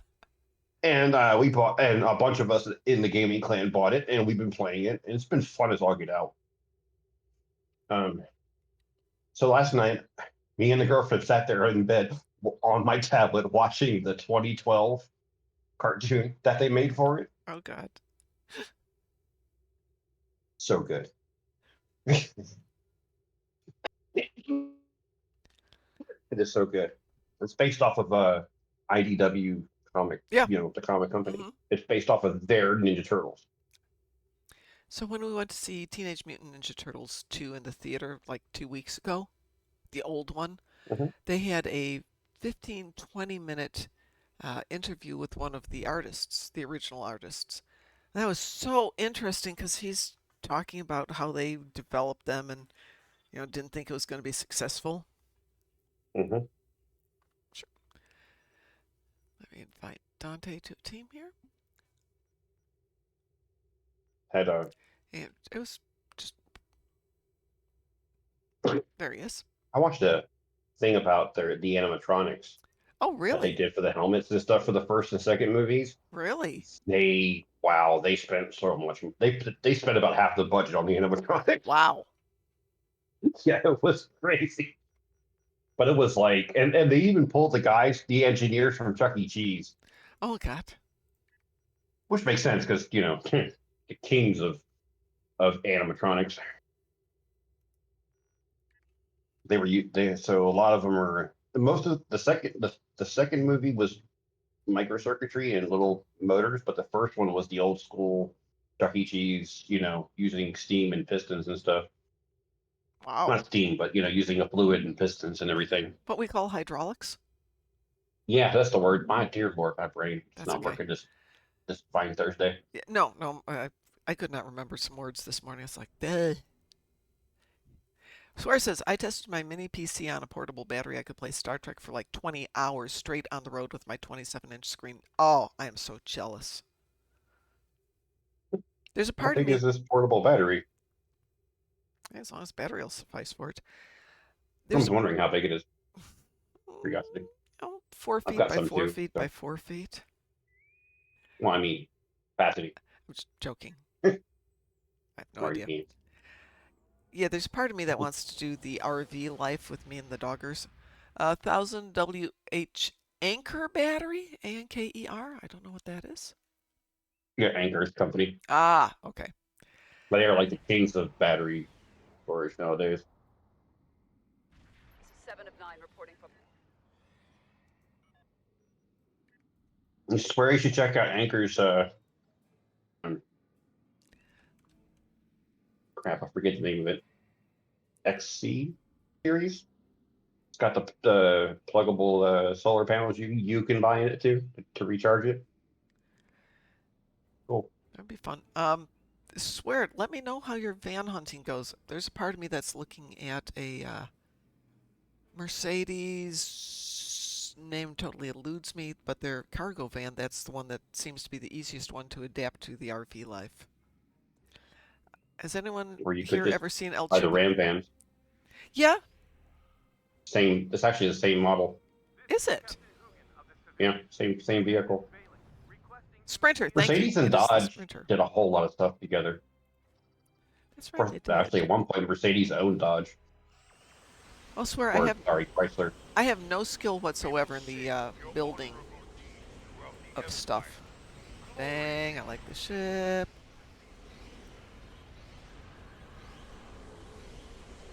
Swear, did you get the one that you can expand with more batteries? That's some really cool stuff that Anchor has. You want more storage? You just buy the adaptive battery and just stick it on top of it of the old one, and it connects. Crazy, or not top, bottom.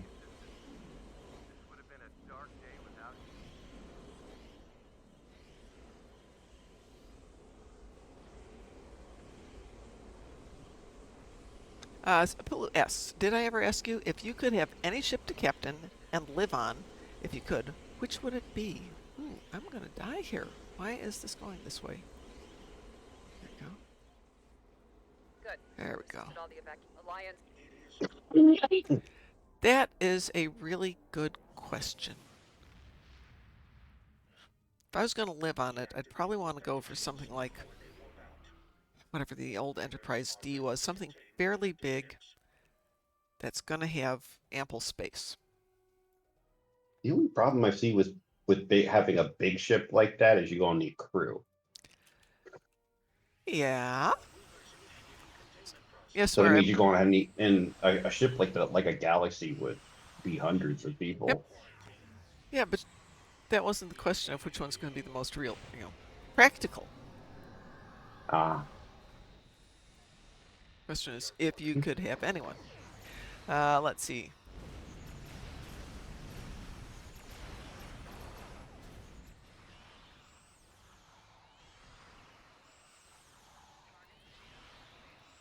Mom got interrupted when reading my question. Has anyone here ever seen El Chupacabra? Well, anyone ever see RVB? Red versus Blue? Yeah. A long time ago. Remember they renamed the little Jeep-type vehicle, which was supposed to be the Warthog, but I can't remember the name of the character. I'll call him Jeep for the moment. Sarge would say it. Yeah, the Chupacabra thingy. Well, I remember the one guy who came back after getting hurt, and he's like, "Why is your armor pink? It's not pink. It's light red. It's like, yeah, you know they have another name for that. It's Pink. pink. Yes, absolutely. I It miss was that show. was it Donut? Was that Donut? Yeah, that was Donut. Wait, no, Donut was the purple one, wasn't he? Dumb one. Then there was. Can't remember anymore. I can't. Yeah, it's been a while. Harold. Never a good sign. Made by Bernie Burns. What that keto shard business is about, but don't let them reach Kittimer. You okay up there? Get reports. So in from my Silver weird Gateway. statement of the day, when I was not glacier climbing, when I was climbing the fjords of the South Island of New Zealand, no internet, no electricity except for like 2 hours at night. Lots of things we didn't have, so I found an MP3 that ran on actual batteries, and rather than loading music, I loaded like 6 seasons of RVB and just listened to that every night. Oh man, these dames bringing up memories of their of them being in like Tucker, Caboose, Yep. Tex. Oh yeah, Tex. Griff. Yes. Remember Donut in Church? Yeah, there was Lopez. Lopez, the yes. one. Obviously, folks, if you haven't seen RVB, we highly recommend RVB. Oh yeah. Actually, I think you can watch them all on YouTube for free. Could be. I know they had them for a long time on what channel was that? Kids channel, Nickelodeon, at night. That's funny. This show, the Red versus Blue show, had more episodes per season than any of the new Star Treks. Kind of cheap to do it. The hard part was getting enough good stories, because the first 3 seasons I found were really funny, and then when they got a little serious, it was not as much fun. And then they got back to being stupid. Yay, stupid. Stupid was good. They're still going. Are they really? Yeah, well, the last one they released was in 2024, but they're working on more. That's not bad. It kind of makes sense, though, that they've got, that they do, like, the whole season at once. Well, you have to admit, it's pretty easy to go through and you find clips, and then you make the dialogue work for the clips that you've got. I don't know, because that was a lot of work, running private lobbies and stuff for Xbox and everything. I remember watching Burns talk about it once, and he was just like, "It took me too damn long to do this." I don't remember. Because he also had it couldn't be just them sitting there. The head, somebody had to bob the head up and down while the character was talking too. It was like, ooh, man, screw that. I don't remember his RVB or another one, but one of the guys was recording dialogue in his apartment, and he was screaming something like, I'm gonna kill you, or something like that. And he had the windows open, and his neighbors called the cops on him. I mean, to be fair, at least they care about it. They care about what's going on in their neighborhood. Yeah, he had to explain it to the police, though, and they didn't quite get it. Probably had to play them a few episodes so they figured it out. That's me right there. It's back in the olden days. Wow, Apula Velgar, keep your money. I appreciate it. That is so kind of you. But do not spend money on me. There's other people who need it. And like I said, I really love you and appreciate you for doing it, but I'm good. But thank you. It's very kind. Yes, your local mental health clinic is always good to donate to. Or support Twitch people who rely on this for income. That too. I've seen a lot of them quit recently. What? Twitchers? Yeah. Twitch is getting hard to use. I was actually thinking about going to YouTube because I was having so many problems with Twitch coins and the codes and getting everything working right because things kept breaking down on me every. Yeah. Oh, cool! I didn't know that. Never done it. Actually, I thought they'd even. Yeah, you should do the 2 there because that'd be great. I wouldn't have no commercials. Well, maybe I will give that a try. Mom, have you ever seen the video of the parrot who keeps screaming bloody murder at the neighbors? Yeah, I have absolutely seen that one. That is... If you guys haven't seen it, there's a guy working on his car out in front of the garage. Oh yeah.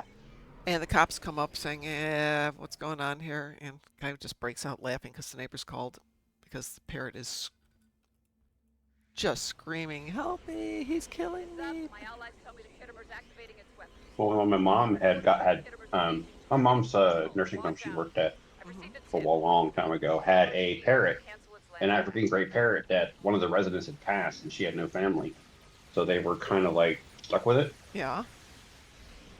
So they figured, oh, we'll put it in the lobby. Man, it's great. She was a great bird until like a year or two later. Then she started getting fighty and everything. They never played with her. They never took her out and stuff like that. Oh no, parrots are very social animals. They need their playtime and they need socialization, and they need a lot of care. So my mom was like, you know what, just give him to me. She's never had a bird before. It was pretty. The bird's name was Pretty Boy Floyd. Bird talk Ishkabibble. Old lady Ishkabibble.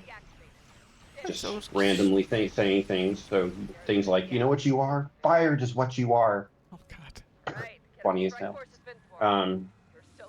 So it did the DNA test on the bird. It's a girl. Renamed the bird to Destiny.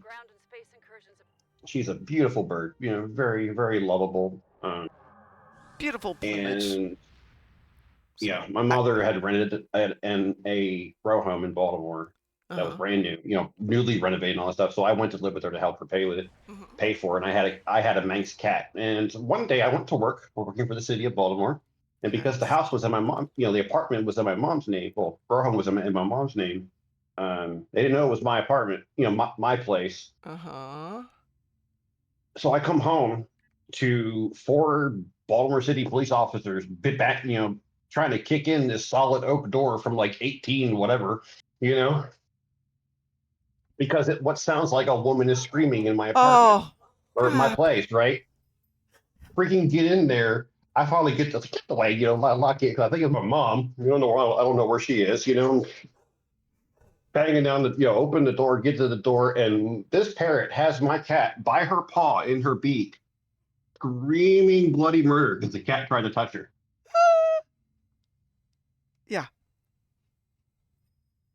Yeah. Oh my God, I'm $250 sorry to hear, but that's later for funny. A false call. Yeah, I keep seeing cat versus bunny, which you think would be very one-sided. And it is, just not the way you expect, because bunnies get mad.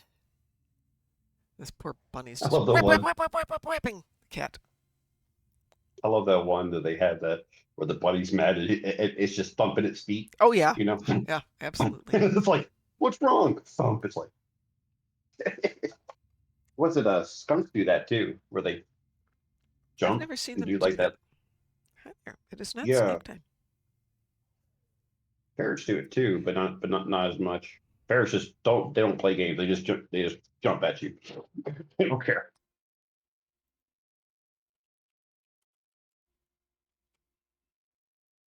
But yeah, needless to say, unfortunately, my mother passed away, and my aunt thankfully came and took the bird. She wanted a bird so badly. And I was like, good, because me and the bird don't get along.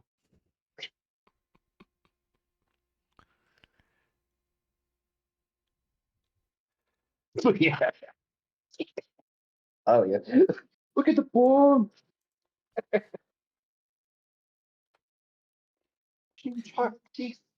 I was thinking that the bunny in Monty Python had a name, but it didn't. It was just the killer bunny. Oh, I thought it had like a town name or something named after the killer bunny of Carabanoch or something. Yeah, exactly. Killer bunny of rabbit of Because somebody told me one time that the guy, the enchanter who introduces the guy, he made up his own name on the spot. It's the rabbit of Carabanog, and I know I'm saying that wrong. Yeah, of course. But it doesn't have a name. Every time I think of it, I think of Tim the Enchanter, and it's not Tim the Enchanter. That is the... Well, that's What's the character's name? It's Right. Tim. That's the John Cleese name, yes, but it's not the name of the bunny. That'd be Anthony's funny. trying to say, Tim the hello, bunny. Dante. What up? Do I prefer rifles or pistols? Ooh, that is a good question. Yes, I do prefer rifles or pistols. No, one of the two, one or the other. Probably rifles. I dislike the slower rate of fire, but boy, if your target is far away, for the most part, it's so much better. Okay. So there is a plasma rifle, it's standard for Romulans, but it's really nice. It's like 200 credits if you buy it from the shop at New Romulus, and then you upgrade it to Epic, and that thing is just lovely. Things die. So Tali says, I like dual pistols. I do, but I tend to give them to my Gorn, and then they look really silly. It's like two little water pistols in his big... Ask Talia if she wants some Vadoir Polaron dual pistols. I've been trying to sell these for years. So Talia, would you like some Vadoir dual Polaron pistols? They are awesome. They are I have awesome. a pair, but you know those dual Terran ones that I think it's from the Phoenix thing. Man, I have those things at was Epic level or whatever. Are you talking about? Yeah, you're talking about 7 of 9's dual pistols? No. These ones are Terrans. Oh, just the mirror pistols. Yeah, mirror pistols. I think they're called. Oh, they're so good. So Tali says, I think I have those already. Yeah, they're awesome. I've slowly been collecting ground weapons of every damage type because I've realized I don't have any besides the phasers. Yeah. And all those endeavors of get 10,000 Polaron damage ground. I'm like, crap, now I gotta go find Polaron gun. Well, what they need is the equivalent of the V'ger probes. So if you've got 10,000 plasma damage, you just drop your V'ger probes twice on something and you're done. Or they need to add things like electrical damage for endeavors, because there's so many things you can do nice AoE damage that way. Check your mail. Oh, you like subsystems? Check my mail? Your mail.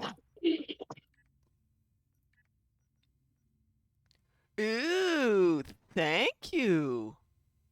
That's very nice of you. I kept the pistol. I've been trying to sell them forever, and they won't go for what I want. Really? Oh, for what you want, yeah. Yeah, for what I want, which is just $1 million less than everybody else is asking. Yeah, but that means the others aren't getting theirs either. So we're going to equip that right now. You know what's crazy? Like with the exchange, I've noticed talking to people because I'm very talkative in ESD. A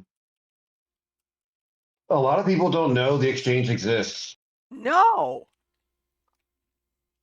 Yeah. Seriously? Yeah. Apparently, nobody knows how to do things like, I don't know, explore the map. I've mentioned this sometimes to people like on Facebook. On Facebook, those people will ask questions, and I'm like, do this, do that. Look on the exchange. What's that? Oh, okay. I thought they were messing with me. Yeah. We've been doing this way too long. And you know what I was thinking too, when I did my restart with the Kling, not with the Klingon, the one before it. I did the whole.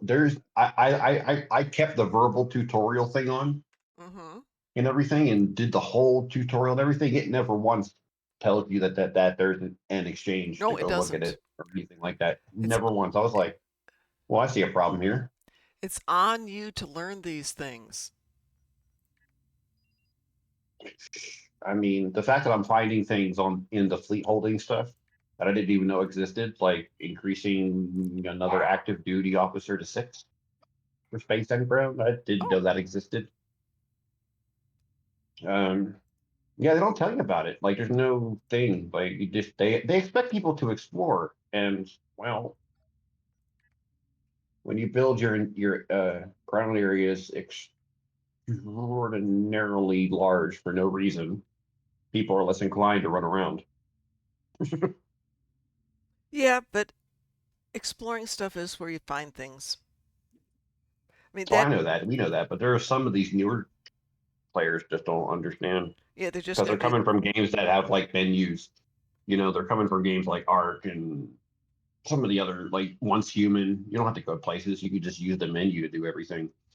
Yeah, and this is very much a explore your environment when you can. Mhm. And some of the environments So are wonderful. I didn't even know if you look at all the plaques in Starfleet Academy, Mm-hmm. you actually get an accolade. Didn't know that No, until recently. the ones down on the ground. Yeah, absolutely. Yeah, Yep. had no clue. It's interesting. They had a different plaque there. It's now no longer. It's still there, I think. Hang on a second. We will beam down and take a look at it. The plaque is still there, but I don't think it's part of the accolade anymore.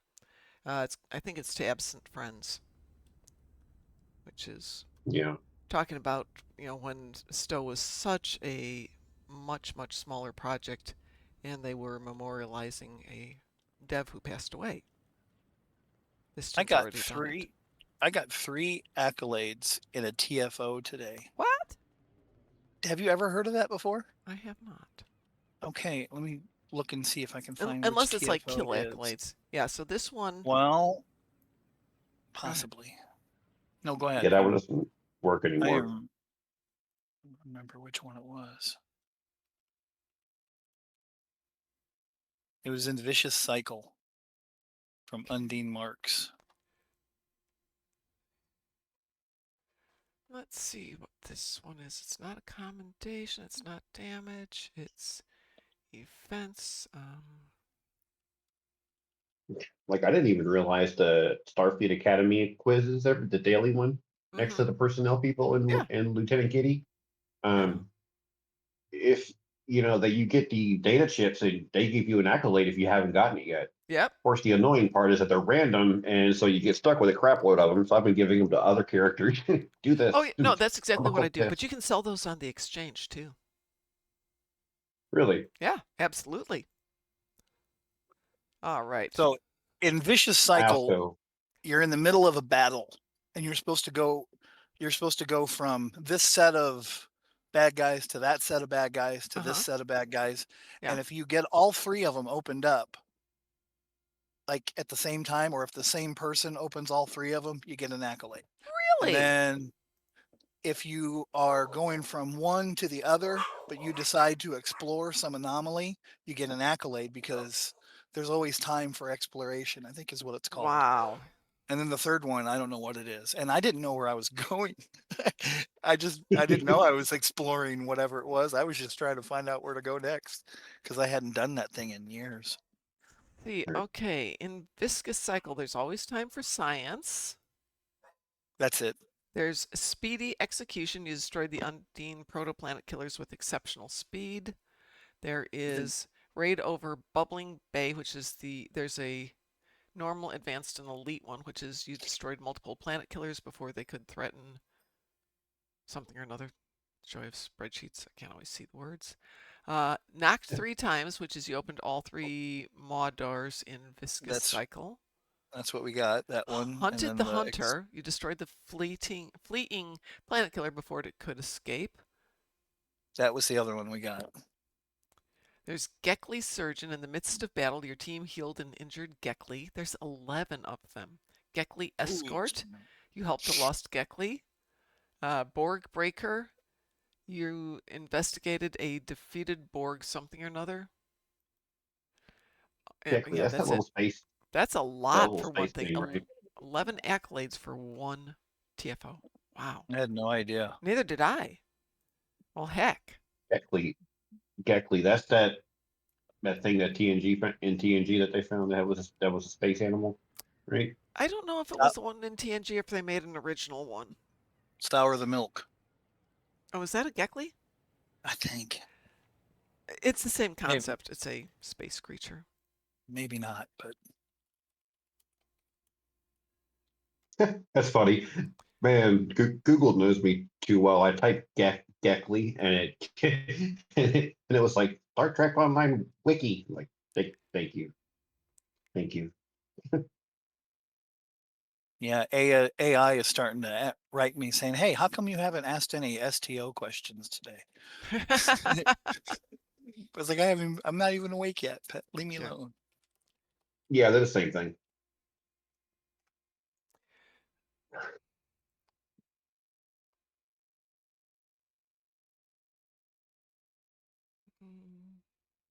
That's not Man, the fandom has too many wikis. Jeez, come on, man. Actually, I think I have the pet for your ship. See, it's I ended up skill. spending a low buy on that Aetherian uniform and Yes. some weapon. Let's see. Blah blah blah blah blah. How deep does that little does that little spot in the armor go into your chest? I don't know. Looks It's deep as bright all get too. out. Don't look directly at it either. I try to want to. I got them wearing all black because everybody wears all black on for some reason when I make them. But that thing is bright as heck. I don't know how they sleep with it. And I am lost. There we go. It doesn't specify that the thing in TNG is a Gekli, per se. I mean, it looks exactly the same, so we can pretty much assume. Well, really, there was only You're right. It looks exactly But then like a again, Gekli.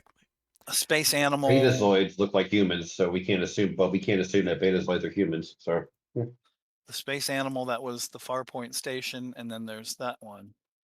I can't think of anything else that had babies and mamas. at least not from. Well, they had that one. They had the one on lower decks. That was funny when it's blue all over this. There was a space creature that they created for Star Trek: The Experience. Really? Yeah. It's referenced in the when you're on this shuttle and you're going around places. There is a something, and I can't remember the name of it. I could call my son and he'd remember it in a nanosecond. Going, oh yes, mom, it's a blah blah blah blah blah.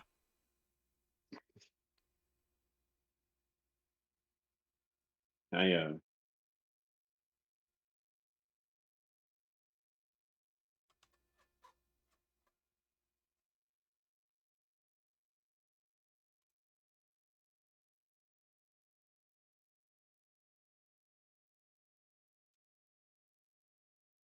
Oh, did you hear they're doing something besides the Hunt for Gollum For movie or whatever it's called? No, they're doing another Lord something else yeah, with Lord of the Rings with Stephen Colbert. no, no, no, That just scares no, me. just no. Him and his son are going to write it. They're just trying to piss people off. Well, they're Yeah, probably going to succeed. I mean, they figure if their career is going out the window, you might as well take everything else down with them. No, you build stuff up. I mean, I'm at Walmart today. I'm not a big Walmart person, but they had something I needed, and I didn't feel like driving 15 miles or waiting 4 days to get it from Amazon. So I went to Walmart and I picked it up, but it was behind a locked door. And so the grumpy Walmart lady comes over and begrudgingly unlocks the door. And, we start talking about the fact that it's absolutely gorgeous today. It's sunny. And just as soon as you talk about something that is not a negative, her face just lit up and she was just in a delightful mood and smiling. And we're having a lovely conversation about dogs and walking. And, just don't bring people down. You can build them up. It works better that way. That would include Stephen Colbert trying to write the next episode of anything. Anything. Yeah. Turn that Walmart frown upside down. Apparently, he's mad at CBS for CBS like not renewing his contract. Well, happens And to I all was of like, us. that decision was made quite a long time ago. So And they usually don't wait till like the last minute to renew a contract like that. They'll do it a year or two before, oh yeah, and they're if like, "Nah, we're good." Like yeah, straight up. Well, see, I think they're seeing the ratings of late night talk show television just not adding up to what it used to be. Well, no, I mean, honestly, I never stayed up much except when I was a little kid to watch television. I did stay up to watch Johnny Carson. That's how old I am. And it would make my mom very mad that I was staying up that late. Nobody Watch stays up and says, television. "Oh, Mom, can I stay up and watch Seth Meyer?"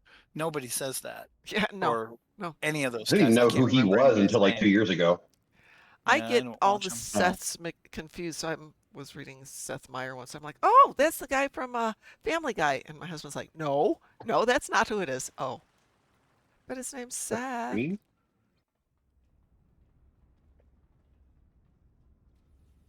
Yeah, just it's Ooh, not even the politics part of it. It's just like they're not funny about non-political things either anymore. It's like, oh yeah, not funny is definitely what they are. yeah, I mean, SNL's really taking a dive. Oh, did you hear they're starting a UK version of SNL for a couple seasons to see how it Really? goes? Well, that's interesting. Yeah, I was like, that'd be sad if it has better ratings and it makes more money than the original. Well, the original was, really good. I mean, it didn't hit every time, but it had some good writing. It, I think the biggest issue with SNL is it beats a story to death or it beats a joke to death with a stick. I remember when they put John Cena in a dress and a wig Right? to play his daughter. I have not seen that in forever. I think when they went to Oh, having Eddie Murphy in it, I'm like, nah, I'm good. I'm good. Eddie Murphy was okay.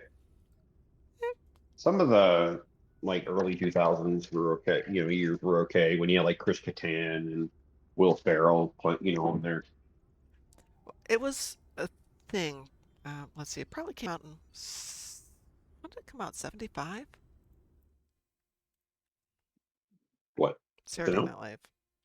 I can't remember. Yes. No idea actually. It came out in, season 51. That's 1975. I was right. It was the thing. Nobody went out for Saturday nights. Or you went out to like 10 o'clock and you got your pizza or whatever. And then you went home or You you went to your ran the friend's hell house home. and you watched Saturday Night Live. Hmm. Did you watch the movie they made about the first episode of Saturday Night Live? I did not. I heard about it. I think it's called Saturday Night.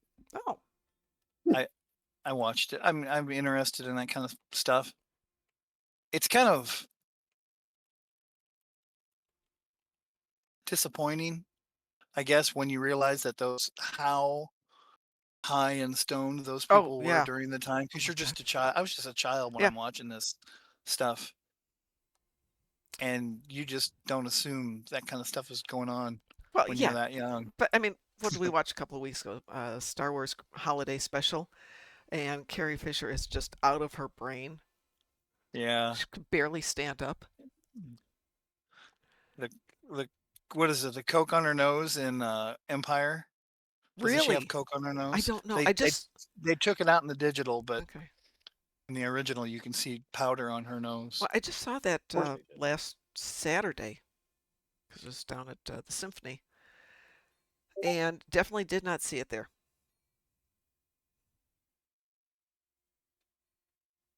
And then What when was you it? The put remaster? when you when Empire when she visits Han at the cockpit, she puts her hand on his shoulder and talks about something, and then maybe gives I don't know if she gives him a kiss or not, but Yeah, she's right next to him and she has her hand on his shoulder, yeah, and then you see her pinky. Her pinky has the extra long yeah, yeah. fingernail, so she can shovel cocaine into her Oh nose God. without needing a $100 bill or whatever. A $5 bill or They even a don't. dollar bill. Those are not. Those are not Star Wars trivia books. Probably will be. Oh crap!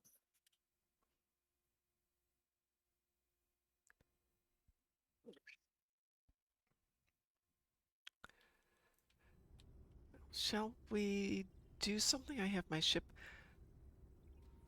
Ooh, that wasn't good. There we go. That's better. Admiral has returned. Welcome back, Admiral.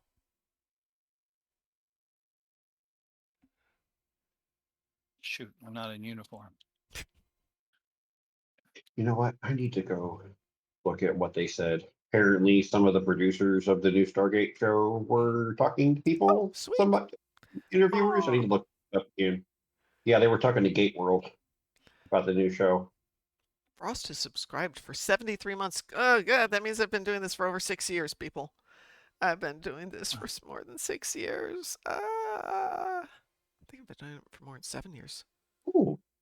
Stargate's visual effects that the person is Moen Leo, who did Rogue One and Andor. Oh, yeah, I had heard that. Oh, and ILM will be participating in these special effects. They will or they will not? They will. Ah, sweet. We'll see how it goes because the ILM also participate in a lot of things that are questionable But in their quality. But we'll see. We'll see no, how their much quality they is devote to determined it. by what people are willing to pay for it. We'll see how much they what they're involved in. Probably the ship. More than likely, ILM will probably do most of the ships and space stuff. Well, they're really They're a noted little for their bit. They're well effects. versed at that. One of the things with digital work is if a company's only willing to put 50,000 on something that should cost 100,000, it doesn't matter how good or bad your team is. They're going to do the best they can, but not going to be able to get everything in there.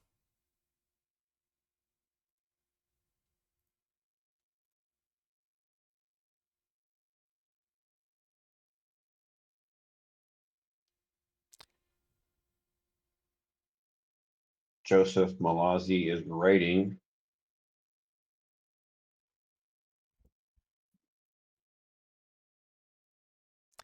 Well, this is wonderful. My anniversary with doing doing Twitch is on August 26th, but that doesn't really help me because it doesn't say what year.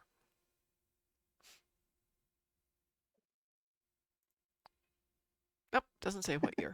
Oh, 2019. Okay, August 26th, 2019. So I've been doing it on Twitch for 7 years. Woo! Giro, the guy who's running this thing, Yeah. he made the entire writing crew watch all of the series before they could write. Frost, you feel old because, my dear, you feel old, but you certainly aren't old. That's funny that he made them watch the shows first.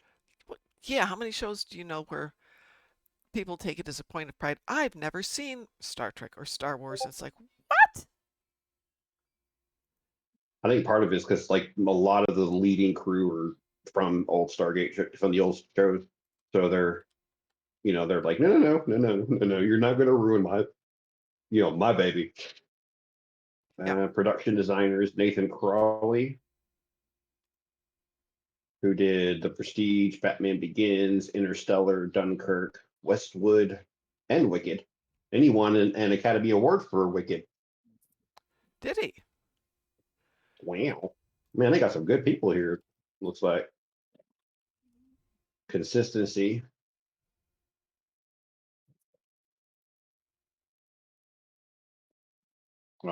Gate. He actually made a point to talk about the gate, the Stargate. It's going to look just about the way what it used to.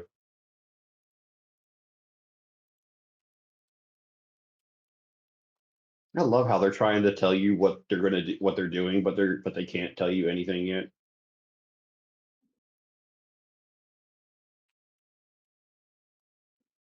Those are always the fun one. Those are always the fun interviews when it's still too early for them to say anything.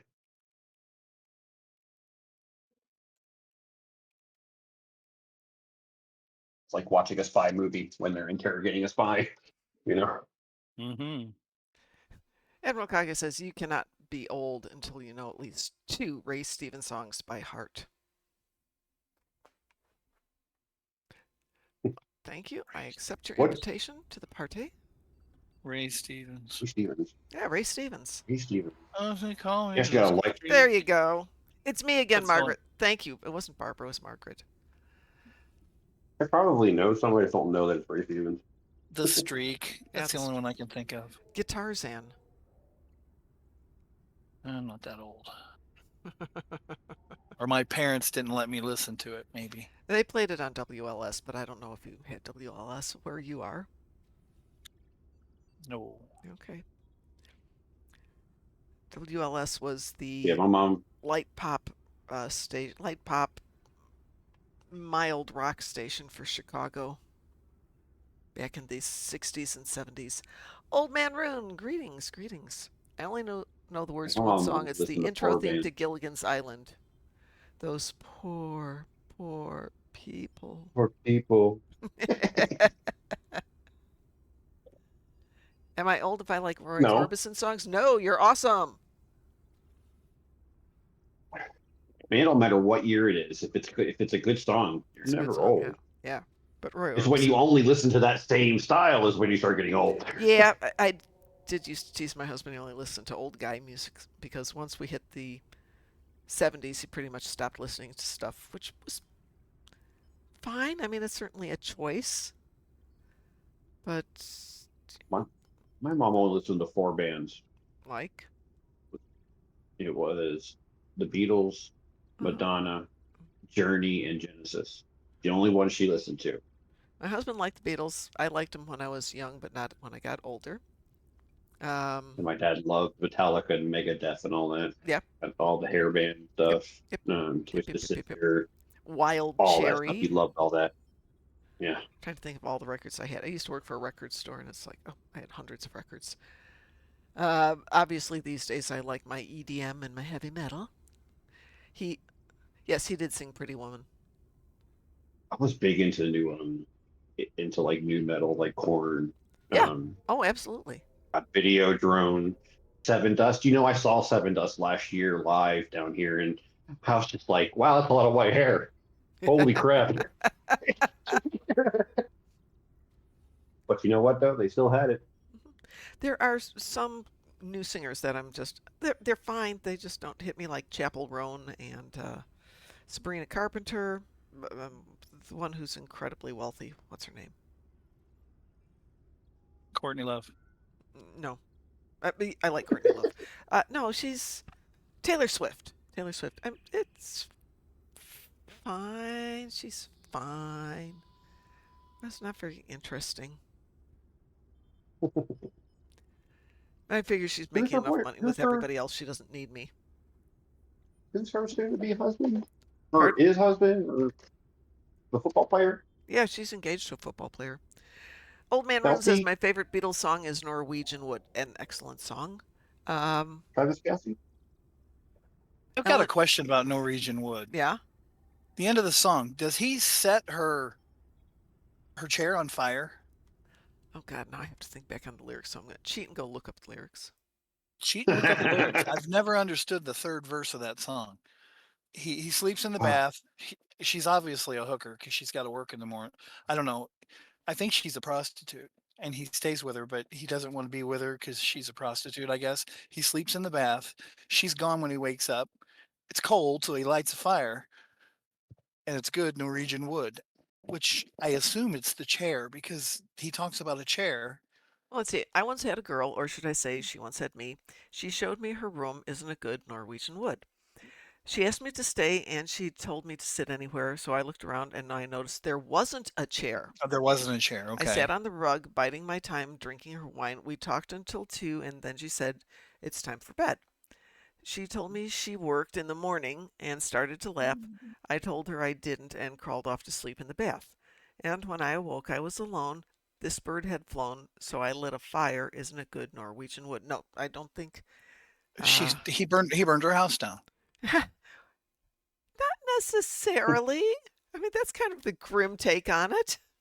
But he says, well, I don't understand the song whatsoever. And I remembered listening to this as a child, and I didn't really know what prostitute was, but I knew it was had something to do with Jezebel. And I always thought that that's what that song was about when I was a kid listening to my brother's records when he went off to college. I know, it's weird, but that's what I thought of that song. Well, you could be closer than you would think. The Norwegian wood reference, according to Paul McCartney, is the cheap, trendy Scandinavian pine wall paneling, not an actual forest. Okay, burn house down. Cheap paneling is Norwegian But wood, huh? you're right, though. The revenge interpretation is that he burned down the place in revenge for her not sleeping with him. Or taken off. Yeah, I don't. Yeah. It really needs explanation to me. Well, That's kind of extreme, you know. Some if a girl don't sleep with you, burn her house down. yeah, Your reward. Especially when it's an 11-year-old thinking it, you know, however old I was. Right.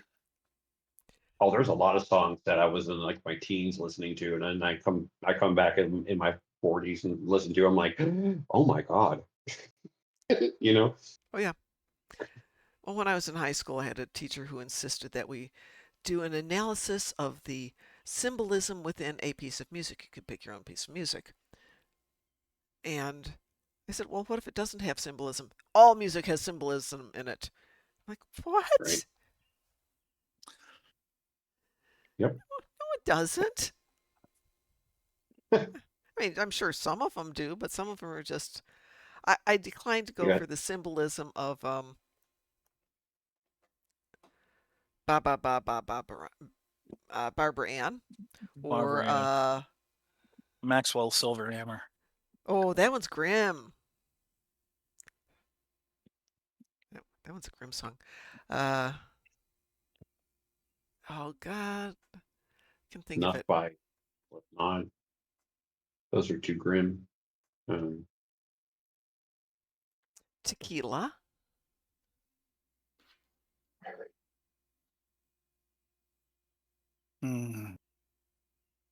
I need to go. Oh, okay. I got a thunderstorm coming. I'm gonna go shut all the windows. Go shut your windows. Yeah, I can see it. I can actually see it. Which means you have a thunderstorm coming too. Yeah, but I've got about 6 hours, I think. But I can see the clouds starting to build. That's us. Well, go shut your windows. All right. Have a good night. It was good to talk to you. Take care. Be safe. Okay. I remember, you know, thinking of like the song, the bands my mom listened to and everything, like Madonna. Brings back a vivid memory as a teenager driving up to Pittsburgh for a Star Trek convention with Ann Crispin driving and her singing Madonna. Wow. Her singing Madonna, and Ann could not sing. So the whole entire time, you know, they were like, "Oh, just go to sleep, sweetheart. Sleep in the back of the car." Yeah, no, that wasn't happening. So the thunderstorms that he's getting down there, we have to watch for it right now. But only till midnight, so no biggies. Yeah, my traveling around with my son was not involving that kind of music.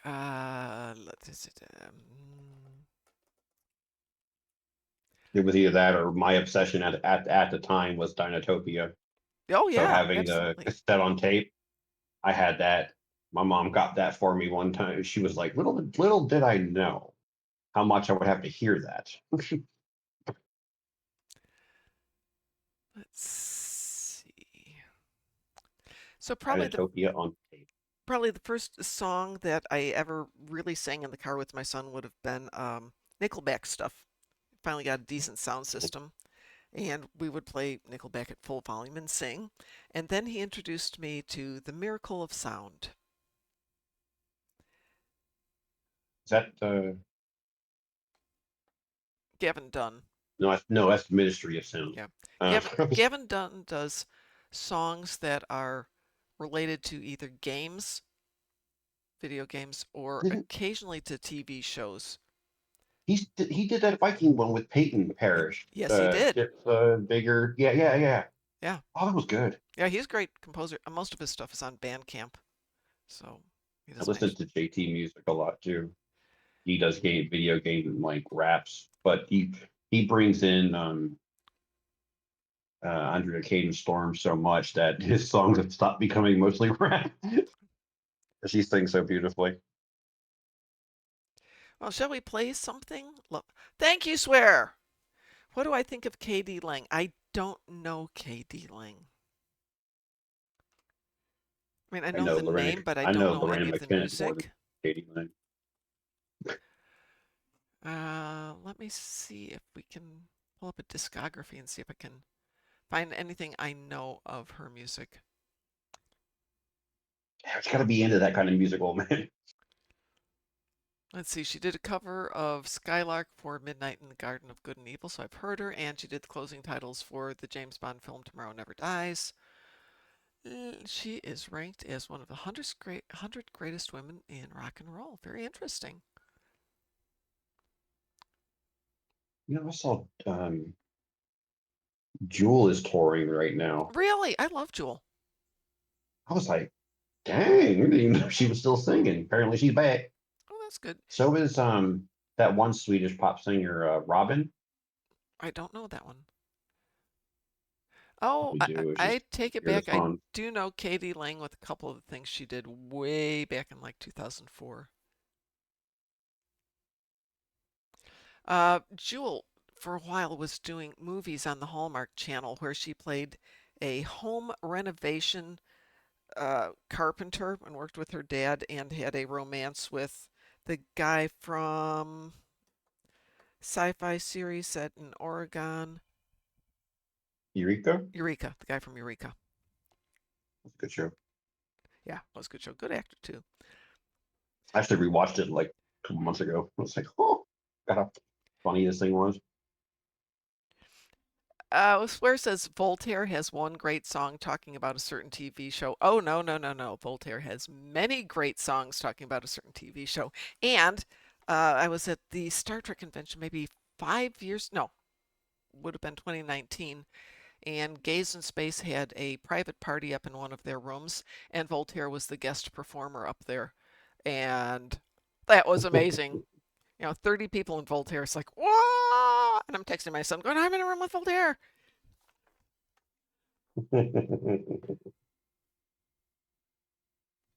Who's totally amazing. I started listening to a band recently, brand new band called Dog Star. Oh, don't know them at all. Really good band. Bassist is a very famous person, Keanu Reeves. Oh. And yeah, they're really good. Sweet. And their new album's coming out. Okay. Pretty soon, a week or two from now. Well, shall we do something? Well, you're not even hearing game. I'm hearing game, and we're just chit-chatting about stuff. Does anybody want to do anything? Like a just chatting stream. Chit-chatting isn't bad. Oh, yeah. I will say, the one thing I'm not thrilled with the Impersa is whatever that red aura is around it that makes it blow up or damages it. I don't know what that is. I haven't played with this for very long. Yet to actually. It's Frost. Hi, Frost. Hello. How are you doing? You know what? I didn't even finish it. I forgot. I'm testing out my thing that I was talking about. And okay. Once I confirm it works, then I can like hop in and like do something with you guys. But okay. If it doesn't work, then obviously I have to fix it. But I've been kind of coding for most of the day. Since I'm a nerd, if it doesn't work, then I'm gonna be frustrated with myself. Nerds around here? No, I don't know any nerds. Yeah, not us. Not at all. So I'm off. But it's supposed to be doing it. So I mean, if it works, it works. But I mean, it's just giving me the processing thing. I was chit-chatting with my martial arts instructor, who also works for State Farm, and of course that means tons and tons and tons and tons of writing code. And he did something, and it's not working. And as he put it, now to go find the one period that's out of place, or the one comma, or the wrong bracket in pages and pages and pages of stuff. And I know that feeling. It's almost there. It gets up to line 6,227 and stops. And it's like, son of a gun. Wow. I had a friend who did that. He spent, months building this customized DayZ server with all these mods and raiders and quests and everything. And it was working great. And then he finally finished it and he loaded it up and it kept crashing. Yep. It was literally one comma that was one place over too far. I have It took him like 3 weeks to find it. Well, I wish I were. Bavant is hiding in that. Well, I wish I only had like a comma thing to worry about. But since I am reworking this entire composite, Mm-hmm. I've got over 20 different modules that have to work together perfectly. Oh, If yeah? any of them mess up, the whole thing is screwed. And I'm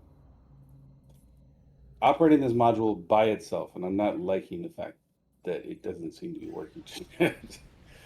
And this is going to be something that, in this iteration of what I'm doing, it's not critically important, but it will be critically important, which is so much worse. If I can't get this one to work, that's going to be so much worse. So That's I'm good. hoping that. I mean, I don't know if anyone here or in the chat or whatever knows what NLP is, as far as programming is concerned, but No, I it's don't, a at least. it's a very complex thing, and it's just how computers read text and VTT and all the things that everybody does that makes AI possible. It's a deterministic analyzer that makes AI work. It's not AI itself, it's very deterministic. It doesn't use any kind of probabilism, but it is one of the tools that AI uses in order to be AI. Anyway, I wrote some system analyzers in NLP, and it's a very specific sequence of languages that you can use to do that. And I'm trying to pair several things off of that. And the problem with deterministic programming is that you have to come up with a single answer every single time. And anytime you don't have a single answer, the entire thing crashes. So you can imagine. This can't it's be frustrating. right. Is this right? But Oh, it is right. Okay. No, go ahead.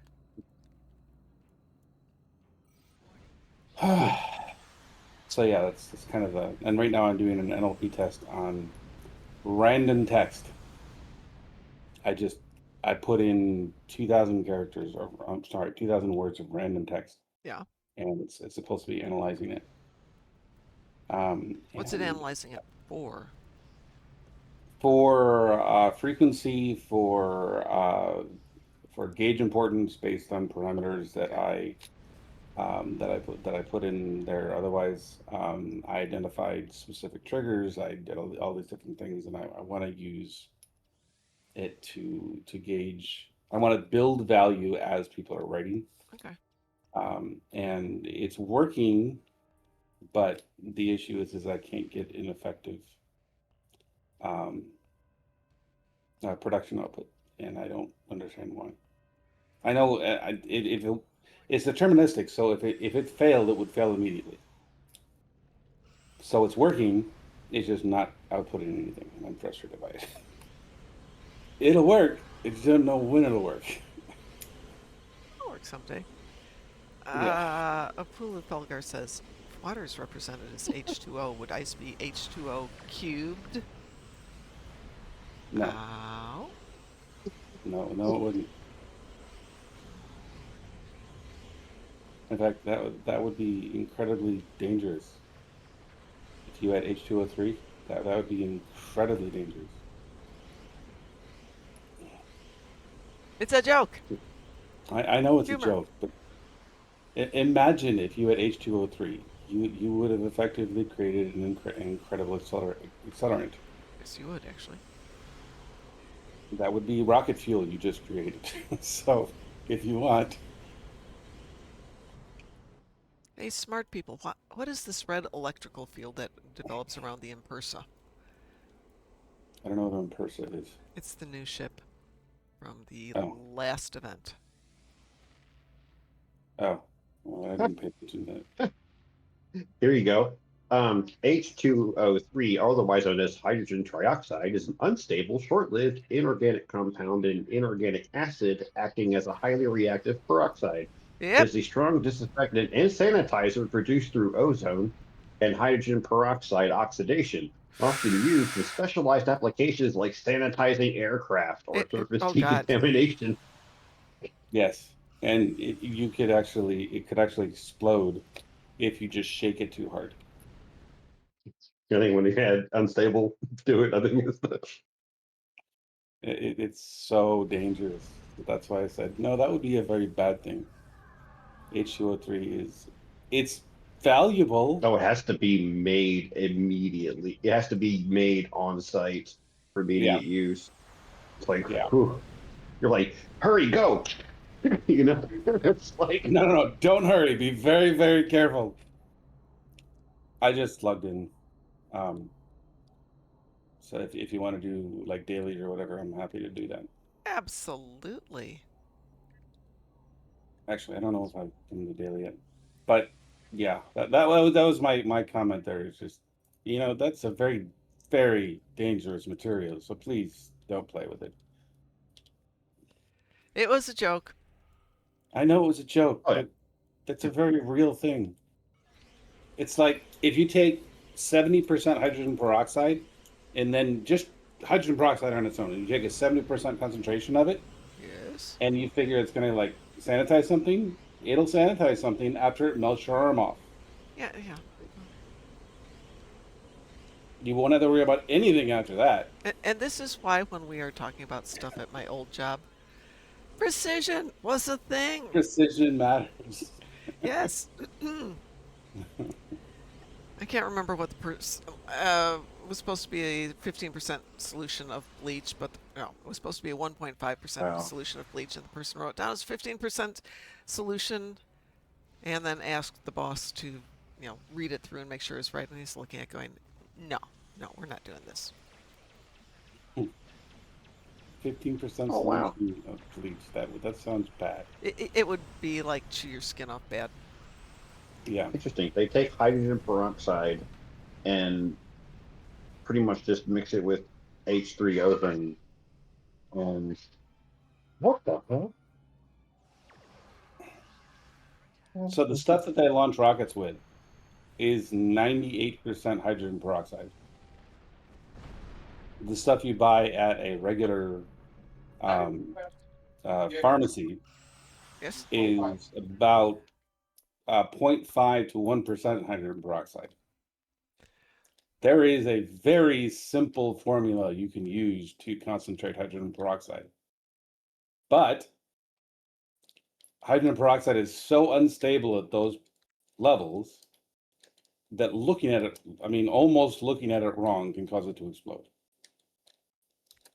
That's why when they talk about, scrubbing launches and things like that they're not joking, because anything goes wrong, even the smallest thing goes wrong, you have a bomb on the pad. You have a bomb Yeah, on the they've already pad. Yep. scrubbed Artemis 2, what, 3 times? Yep. Oh, And yeah. that's the How many of thing. those things have exploded on the pad? I think you got like 4 days left for the next launch. It's because it's one of the first times we're actually talking about the STS being used entirely independent of any third-party system. So this is a very big proving ground for them. I have to repeat Old Man Rune's joke here. Did y'all hear about the restaurant on the moon? No. Food, amazing. Atmosphere, none. Yeah. But dish. Yep. That's very good. Thank you. Thank you very much. Kind of miss the old shuttles. They're All right. very iconic. Frost, what are we doing? I typically do like the Defense of Starbase 1, but Sure. I can do anything. Absolutely. Defense of Starbase 1 is cute. Did you ever see Moonfall? Moonfall. I Oh, try to God. forget that stupid movie. It's okay. It's the stupid movie. Yes. Wee Woo? Yes. Yeah, I have seen the stupid was movie. I fun. just want to confirm it was the stupid movie. It Well, I was mean, fun James though. Bond, so most of them are pretty dumb. We can enjoy stupid. There's nothing wrong No, with stupid. not James Bond. Moonfall was a James Bond movie, wasn't it? No, Greetings, WC. How are you doing? Moonfall was that one where humanity was like an advanced civilization back in the ancient days, and the moon is actually not an actual moon. It's a mini Dyson sphere with a star in Oh, it and then all I that haven't crap. seen that. No, no, I have not. And Dyson spheres are implausible as hell. But that's not what That this was is. supposed to be the point, is that humanity was supposed to be like a, high level, Kardashev level, society, they made AI as well, Yeah, and you know how well that I goes. understand. Every time humanity makes AI, you know how well that goes. Okay, so Moonfall was supposed to be a kind of epic, disastery, high-level movie. It was not. Yeah. Swear says I actually enjoyed that movie for what it was. Yeah, I mean, if you go in assuming you're going to have cheap fun at the theater or cheap fun watching TV, it's definitely a sci-fi channel level of movie. It's definitely a sci-fi movie. Yeah. I'll go that far and say it is a sci-fi movie. But yeah, I wrote a full novel on Dyson spheres. Yes, and you did, after didn't I you? was finished with it, I remember I that realized how ridiculously implausible Dyson spheres are. Yep. Even concepts like Ringworld, which tried to Well, solve that. are a little more plausible, but Yeah, well, still they're trying to incredibly solve the dangerous to issue the of planet it's orbiting. the lack of ability to have that much material. Period. I mean, you have to basically cannibalize your entire solar system in order to have the materials needed to do it, which would defeat the entire purpose of it. Actually, in games like Stellaris, when you build a Dyson sphere, yeah, your entire solar system is forfeit, except for that Dyson sphere. And well, and it makes it quote unquote better and energy production wise. But you always pick a star that's not populated by anything to do that. Yeah. That has no colonies around it or any kind of resources worth of crap. You're going to get it anyway. You're going to get stuff anyway from it. But I mean, there are several things that you can do to make a Dyson's like apparatus that would be very plausible given that level of technology. The Dyson Swarm, for instance, is something that actually works within that paradigm. And it's this same kind of technology, but it's using several drones instead of like a full skin type situation. You'd still have like drilling supported, but you'd still have the ability to do something with the radiation. Otherwise, you really couldn't do anything about it. I mean, they actually made it famous in Star Trek. Yes. I mean, the Star Trek episodes, the reasons everybody died is because all the radiation was being collected, and there was no way to do anything with it. In their case, it was an unstable star too. Let me jump back here. Swear was saying that regarding Moonfall, the questionable movie, it was much better than what we currently get for Star Trek and Star Wars, and sadly, he's correct. WC, sometimes it's fun doing a Statler and a Waldorf on a movie, and I'm now starting to get the gray hair necessary to make it all work. Yes. I'd love to see that. I really would. That'd be awesome. Now you have to do it. Old Man Room says, I saw a few channels talking about Star Trek Legacy with the possibility of the Enterprise G crew from Picard Season 3 doing an adventure. That has been bandied about since Picard Season 3. At that time, they were hoping to be able to keep everybody to do it, but I don't see it happening. I think they didn't. I don't think they wanted Kurtzman's group involved in it. I think the concept of having 7 of 9, possibly Raffi, that was very questionable. Jack, a couple of the other ones, other characters that were younger characters but would have been more interesting. But definitely was something that was discussed. It still exists out there. There's still a strong push for it. Terry Metalis was interested in doing it. Yeah, because he was the one who did Season 3 of Picard. Right. I am ridiculously impressed with Star Trek Academy. Not the premise of it. I think that's kind of dumb, actually. Yeah. But the character development is really, you and I can chat about that. Really impressive. No, no, it's not. Okay, from a writer's perspective, I'm- I can really respect the growth they've had with the characters. Which The one? continuity. Tell me one character that's shown growth in that. The photonic character. She has dramatically improved over time. She has not. The only yes, reason she improved was episode 8, which I consider to be a cheap I shot haven't at a seen. perfectly I good stopped episode. watching in episode 6, so maybe it's changed, but because I haven't had time to watch it. I just thought she But- was a poorly written character. Very poorly written. the Klingon with I only got as far as like the marriage thing where the guy turned down being a king or whatever. I actually kind of like the Klingon in terms of they wrote a decent character with a really interesting backstory, and the fact that we've got a Klingon that steps outside the warrior ethos to do something else is kind of interesting. Those are all. I mean, in my opinion, the way that I was reading these characters, and again, I haven't seen the whole series. I'm just basing on what I've seen so far. And I'm probably not going to watch the rest of them because I don't have time. Yeah, no. But I thought the way they introduced the protagonist, I can't even remember his freaking name. Paul Giamatti. No, not Paul. No. That's not the Caleb. Sorry, I'm Caleb. thinking antagonist. He's the central antagonist. Sorry, I was getting the two of her. Caleb. Sure, whatever.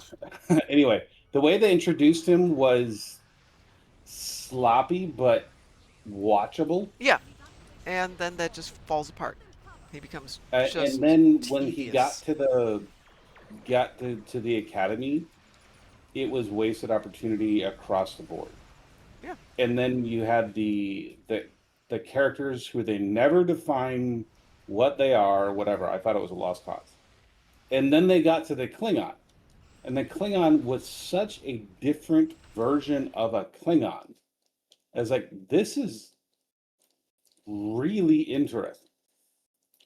Because they could have gone the trope route and just made it another Worf. And people would have fanboyed it in whatever, and it would have been fine. But they genuinely made them different. And I thought that was a tremendous level of growth in what they could have done. This wasn't done well, unfortunately. I don't know how it actually progressed. I do know that it could have been done considerably worse because Discovery. But there are things that I have seen just over the last 6 months that tell me that, I mean, they're getting so much worse in Hollywood as far as the scripts that are getting approved and stuff. That it doesn't take a lot to get decent stuff on the air anymore. But they're just not doing it because they can create stuff that's crap and they don't have to pay anybody anything. Hey, I can write crap for free if anybody wants to hire me. That's not exactly how hiring works, Tom. Yeah. Well, I wouldn't do it for free, but I can certainly do it for you. What's that? I'm going to say I can't do it for free. I'll do it for money, though, if you want to pay me money. Admiral Kage says Stowe wrote a gay character back during the Iconian War. It was in House Pe, and it was 2 women on whatever the Klingon ship was. Oh, no, they've done gay before. They've just never done it in like a central role. No. And, I mean, obviously. Really matter. No, because that's not what it's about. But for me, Sam, the photonic girl, the actress was fine. Nothing against her. The actress was fine. The technology was almost on point. It just got was some things wrong, but almost on point. You know, the fact that she's technically 5 days old when this starts, that's just unreasonable. No, I thought that she was like 4 months old. Or whatever. I mean, she was ridiculously young, and as it turns Even out, in 4 months is not enough. Yeah, and not properly. Because you see, she's awkward as all get out, and so she never gets better. So they literally had to reboot her entire personality, and so she can get some experiences. In the first season, they had to reboot her immediately because they ain't working.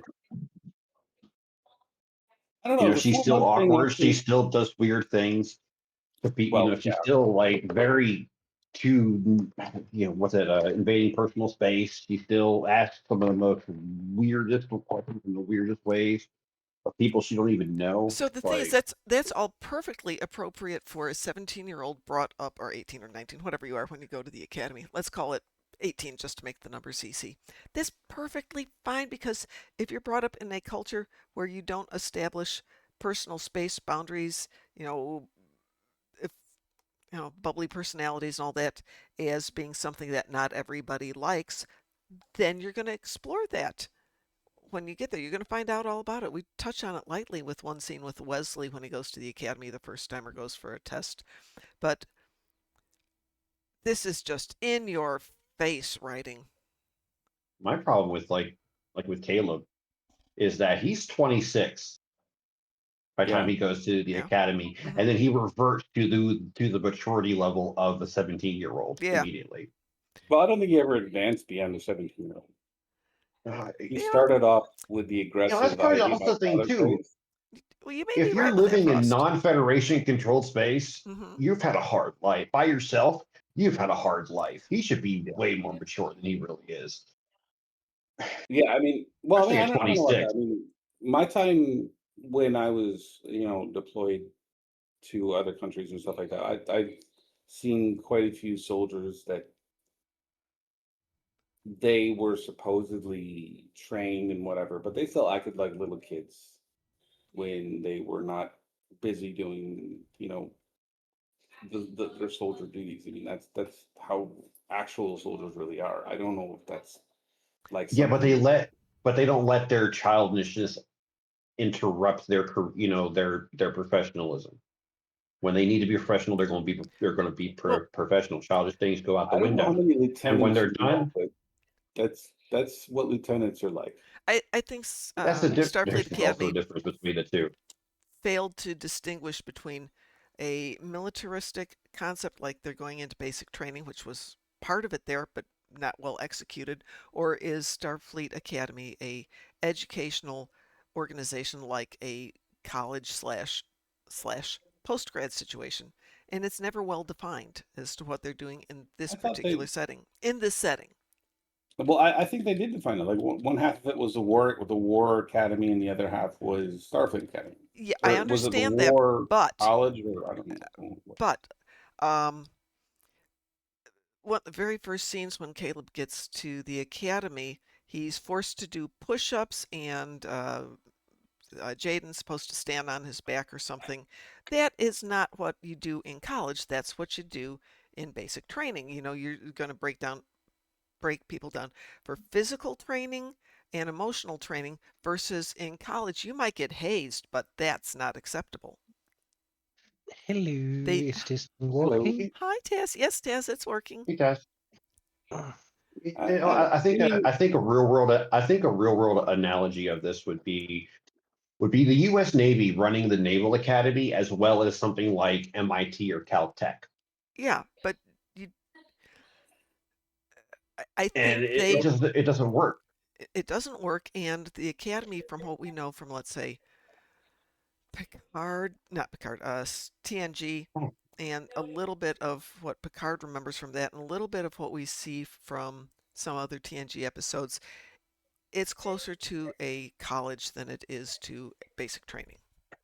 And they don't seem And to look how define that that line yeah, in sorry. this. Look how it would do with and look how it also has to deal with how a species that maybe is not Federation would have to deal with various captains of different ships, and having one that's really mean as crap and combative all the time because he's from war college graduate, versus the one who's like, yeah, what you need? Yeah, we can make that right now. you know, you're gonna have a difference, and that's gonna have a hot and cold political fallout, between ships. yeah, that's the one thing about Star Trek I've never liked is like they have absolutely no idea what international or interracial or interplanetary relations would even possibly look like. And they don't care because they're not actually going to do any of these things, so they're going to be shit at it. I mean, that's just one of the things that they do over and over and over again. It doesn't matter what series they're involved in. I mean, they just did it bad in every single one of them. I've I always mean, looked at Starfleet captains as way different though. Is that they're like, hey, how's it going? Yeah, great. It's the first time meeting you guys. Yeah, okay. Hold on 1 second. Hold on. Yeah, okay, it's great. Okay, hold on. Yeah, okay. Ambassador, come here for a second. Yes, this is the ambassador from the Federation. They don't they don't really do diplomacy like like they wouldn't do diplomacy like that yeah, I outside mean, of doing what I just said. They wouldn't really do anything else besides that unless it was something that they got invited to. I mean, there are entire diplomacy corps in the army. There are diplomacy corps for all these different groups, and I Starfleet has mean, one. they have to Whoop, whoop. spend We gotta so wish much time. old man Rune's going to bed. Old man Rune, go get some sleep.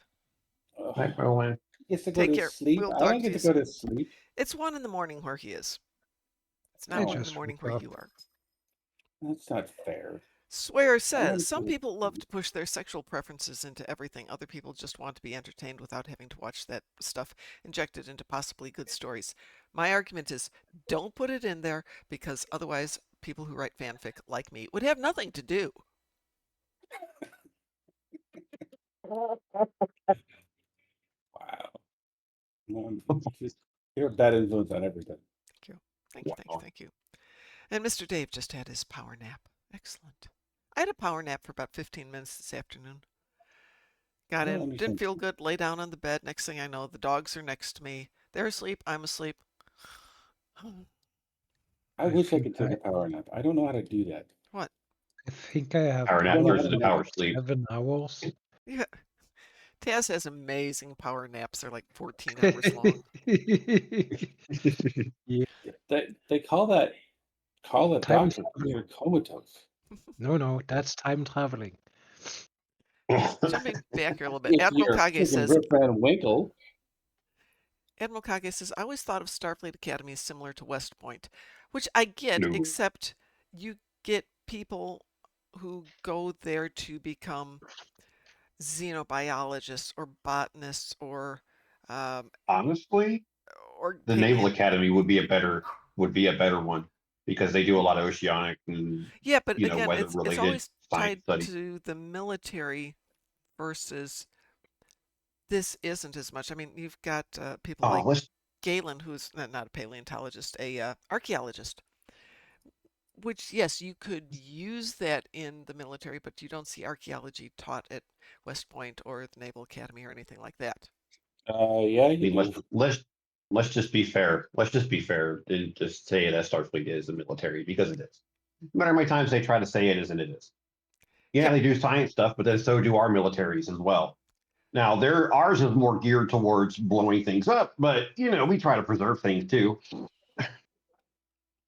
and advance like science and everything, like nuclear research and everything. But which was what Starfleet does too. They advance their shipbuilding technologies as well. It is a military. It's just people taught about space. Space doesn't support warfare. Oh, we talked about that one earlier. Yeah. It has a whole thing about that. Let's see. Yeah, but they can make it clear that it's not a military organization. But we have countries who don't, who are communists who say they're not communists. So I mean, say what you want. You just don't put all your guns. I mean, it's a lot easier with Starfleet because they don't, their guns are mostly beams. And some points, they're not like huge, giant, disruptors off their ships. A little bit better. Well, just for snakes, I Easier pulled up hide. the Naval Academy's course collection, full course listing for this year. It does not include archaeology. It has engineering and weapons, math and science, humanities and social science, but that's language, culture, economics, political science, English, and history, professional development, and leadership, ethics, and law. So yeah, I And mean, you talking about ethics. That's funny. hey, they can talk about, they can teach you. These are ethics. We're not asking you to follow them. We're not asking you to embrace them. This is what they are. Wow. Do what we tell you and shut up. Oh, you want us to follow them too? That's an entirely different thing. Yeah, my cousin Stephen went to the Naval Academy like 15 years ago when they were doing petroleum studies, and he got a degree from them. And then went to serve for what 4 years afterwards, or 6 years on actually the Enterprise. Enterprise is a cool. cool boat. I've been in it. Oh, did you guys hear the USS Nimitz has been brought back to active service? Really? No. Yep, she's been her life has been extended by a couple of years because apparently they found she's got a lot more fuel than they thought. And with the war going on, we have to kind of. It's not a war. Well, I mean, it is a Yeah, war. okay. But a whole bunch of stupid people don't understand how things work. Okay, I'm going to go to something that WC brought up here. I agree in terms of it being annoying when it's all political. In terms of Harry Kim, it would allow for, this is Harry being gay on Voyager, for simple exploration of what limited options means. A ship of 75 means, say, 75 males, which means very few options indeed. I'm gay and I find the political approach to it annoying as heck, and I can see there's such a thing as overrepresentation. So I did a quick Google search just to see what the average self-declaring percentage of the population is for men who are gay, and it's at most 10% in this day and age. So maybe to be slightly higher in the future when it's not stigmatized.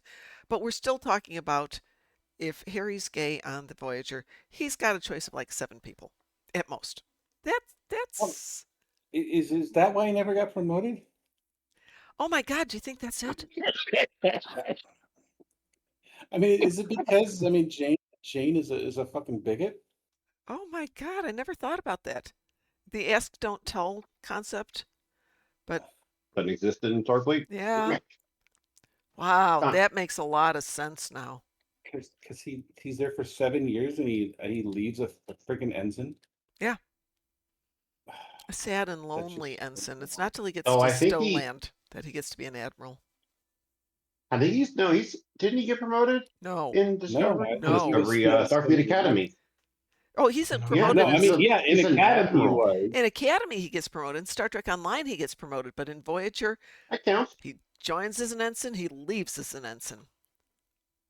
To be fair, she really didn't do much promotions, well, except for Tom Paris. Yeah, But Tom. but that was teaching him a But lesson, Tom though. started as an ensign. Didn't he leave like a commander or something? Lieutenant. It's ridiculous. I think she's just a bigot, which makes a lot of sense. That's what was funny though, is that they had Tom Paris on the scrolling thing, and he was like a lieutenant commander. He didn't really get far. And It was like Swear says in the Orville they made one character gay, never had a problem with it because it wasn't forced. Was that God, what's his name? Crichton. Is it Crichton? I mean, but technically they're all gay because there's not very many females. Yeah. Clyden. Clyden. Clyden. No, Crichton was the android on Red Dwarf. That's a show that needs to come back. You need to get a reboot. They actually are working on more. Okay, it was Bortus was the bridge officer and Clyden was his mate. Yeah. Right. I remember their cigarette addiction. Yeah. Oh, that was such a good episode. Graz joined. Hey, Graz, what you doing up at this hour? It's only 7 p.m. my time. It's 8 p.m. my time. Sometimes you log off by now. Not Bordicus, Admiral Kage. It's Bortus. That's the difference between good writing and activism. Yeah, it was good writing on the Orville, which of course was its downfall because Seth MacFarlane wanted to make sure every episode was good. And it made it to the point where he couldn't keep the cast there because he might only get a few episodes out per year, like 10 episodes out per year. But he made everybody kind of be available to film, and that meant they weren't getting other work. And I get it, but at the same time, can't write them all yourself and have them all that good. Yeah, they were good episodes, and that was some good stuff in there. But I was so hoping that they were going to keep going. Yeah. Well. So supposedly he's still working on it. It's just I think more things are taking up his time. Yeah. Well, I was watching it today. It took up a giant chunk of his time. Liam Neeson was in it. I was watching it going, what the heck? Tim Russ was in it. Penny Johnson. Robert Picardo. So many Trek people were in that. In Swear's going to the casino. Goodness gracious. Are you allowed And to it's like, disagree with me? Go ahead, Flo. I'll say this: Orville, from what I've seen, at least was a better Star Trek than a lot of the recent Star Trek shows. At Wolfie least is I in don't my know. opinion. I mean, the one thing that bothered me about Orville was the Klingon. Oh, no, I'm sorry, not the Klingon. The girl who was really strong, yeah, and they say that her species grew up on a high gravity world. yeah. There are consequences to being in a high gravity world and going to a place with normal gravity, Yes, there are. and they never address that Hi, ever. hang on. Wolfie is rating us. Hi, Wolfie. Hi, What do you mean Wolfie. they never addressed it? So if you're in a high gravity world and you go to a place with low gravity or normal gravity, then your body reacts to the normal gravity, and she never does. She's just unusually strong for an undeclared reason because your body Oh, is the first meant girl had to to. go home Right. because the low gravity was affecting her bone structure. Yeah. So they did talk But about it. the new one doesn't, and they have the exact same Maybe they problem figured that with out by lower then. gravity. Hello, Tim Yeah. Higgins. You know what? Okay. No, because what's her name? The doctor. You know what? The doctor said if they had done the gravity treatments to the first girl a lot sooner, she'd have been fine. Yeah, But they didn't. They didn't. So Gravity. they now when they got they just Yeah. what they do is they just put them in a room and decrease the gravity. Okay, the first girl actually left her homeworld as kind of a in her mid to late teens, if I Okay. remember correctly. The second one actually was actually mature when she left her own planet, so her body had Evening. had more. Hey, what's up? Her body was more able to. Uh, it was more of a everything was set in her, so she didn't have to go back periodically to get uh, gravity treatments. While the first one did, Okay. still There's still They didn't go back this thing called to do physics, that.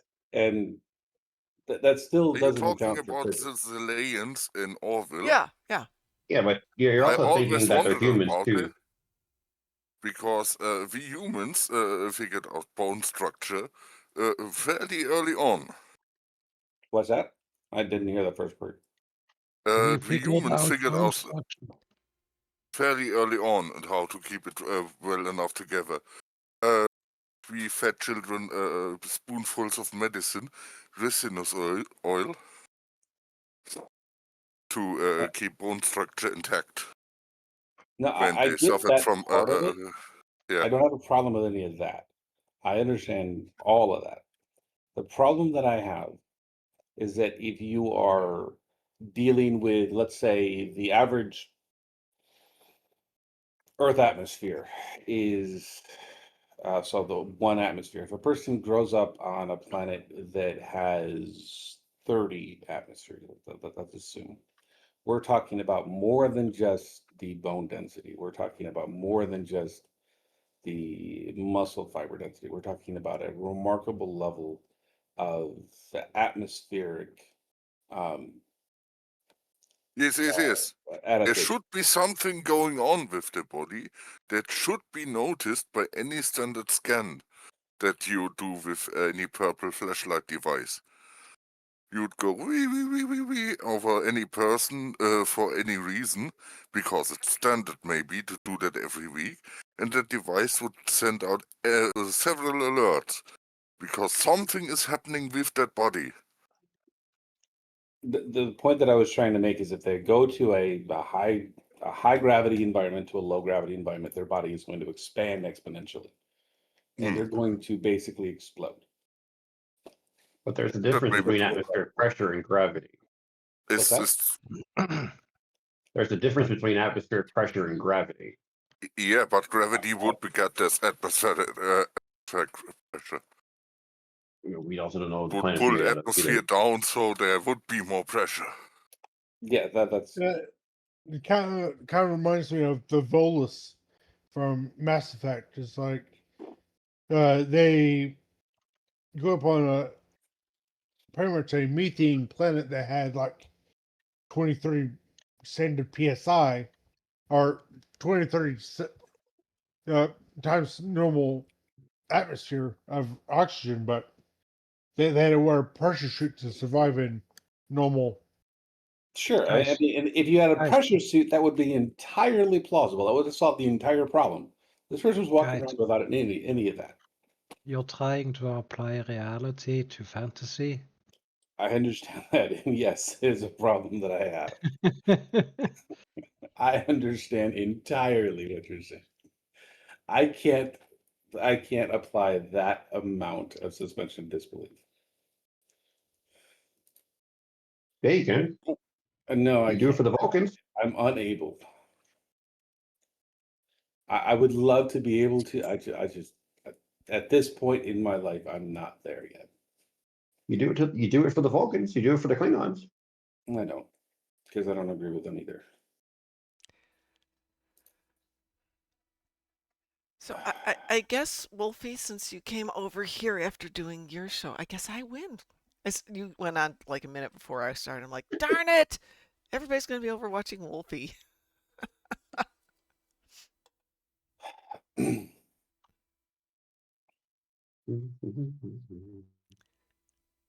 See, we have evidence of this. Oh, okay. Check out the image of the blobfish at the surface versus 3,000 feet in the ocean. Guess that would be different. Well, I'm going to get out of here, everybody, because it is letting the dogs out for snack time. And it does look like... It's not 8:30 yet. No, I've been on since How 5. dare you be early? Dogs like their snack at 8. You can't hear Loki, but she's standing next to me going, "Arr." There you go. You can hear that. Yeah, she knows what time it is. So you folks are more than welcome to stick around here and go chit-chat. I'm going to go take care of the doggies. On behalf of everybody here, hush, hush, I will let you out in a second. Have a wonderful night, everybody. We'll see you tomorrow morning at 5 a.m. And tomorrow night's movie, for those who want to join us, will be The Princess Bride. I wish I had time. What? What? What's wrong with The Princess Bride? That's a good movie. It's a good movie. Now I feel bad. Why? What's wrong with Princess Bride? Once that I never saw that, so... You've never seen The Princess Bride? I never saw The Princess. Okay, you're showing up tomorrow. Yeah, you got to be here for that one. Yeah. No ifs, ands, or buts. You're showing up tomorrow. Yeah. No question about it. I'm worried. Why? Isn't this a Disney girl movie? No. Oh, no. No, it is definitely not a Disney girl movie. You've never seen The Princess Bride, Taz? No. Oh my God. It's definitely not. Okay, is it a girl movie? Yes, there are girls elements to it. There are enough guy elements in it to warrant. Go ahead and fucking watch the movie. I mean, there's sword play, there's giants, there's Billy Crystal, there's Carol Kane, there's Andre the Giant. Andre the Giant. I think I know what movie you're talking about. It's a really old one, right? Yes, it really is an old one. It is 38 years old. Yes. I'm going to say this. As a guy, it's worth go ahead and watching the movie. Yeah, it is. I know what movie it is now. Yeah. I've watched a lot of documentaries on it and stuff like that. Yeah. It's one of the great ones, as yeah, I they wanted understand to it. remake it this year, and every single person who heard about them wanting to remake it went, no, you cannot remake a movie that was this good. Yeah, I'll say this. The scene that had Billy Crystal in it. Oh my God. It took them a week. They had to throw everybody off the set, including Rob Reiner, because they were all just breaking up. Yeah, pretty much everyone was cracking their ass off because he was. It's like, I'm pretty sure that if they showed all the dialogue that he had, you would probably have a movie in and of itself. Yeah. I'm sorry, but we quote that movie in our everyday lives. I think we all do if you've seen it. Oh yeah. And I am not left-handed. They quoted it in Star Trek, in TNG. Oh. They quote it in a lot of stuff. It is a classic movie. So, 6:30 tomorrow night, 20 some hours from now, 22 hours from now, we will be watching that. So join us, and we will enjoy that movie. And otherwise, we'll see you tomorrow morning at 6 a.m. for the regular morning show, providing Taz is awake by then. Or still awake by then. Who knows? Yep. With Taz, never can tell. Thank you all for being here. This was a great night. I'm so glad you all showed up and we had some great conversations. Have a great night, and I'll talk to you all later. Have a Woof, good night, woof, Mom. woof, woof, woof, woof, woof, woof, woof. Yes, Mr. Dave, we're watching The Princess Bride tomorrow night at 6:30. So feel free to join us. Okay, I'm out of here. Bye-bye.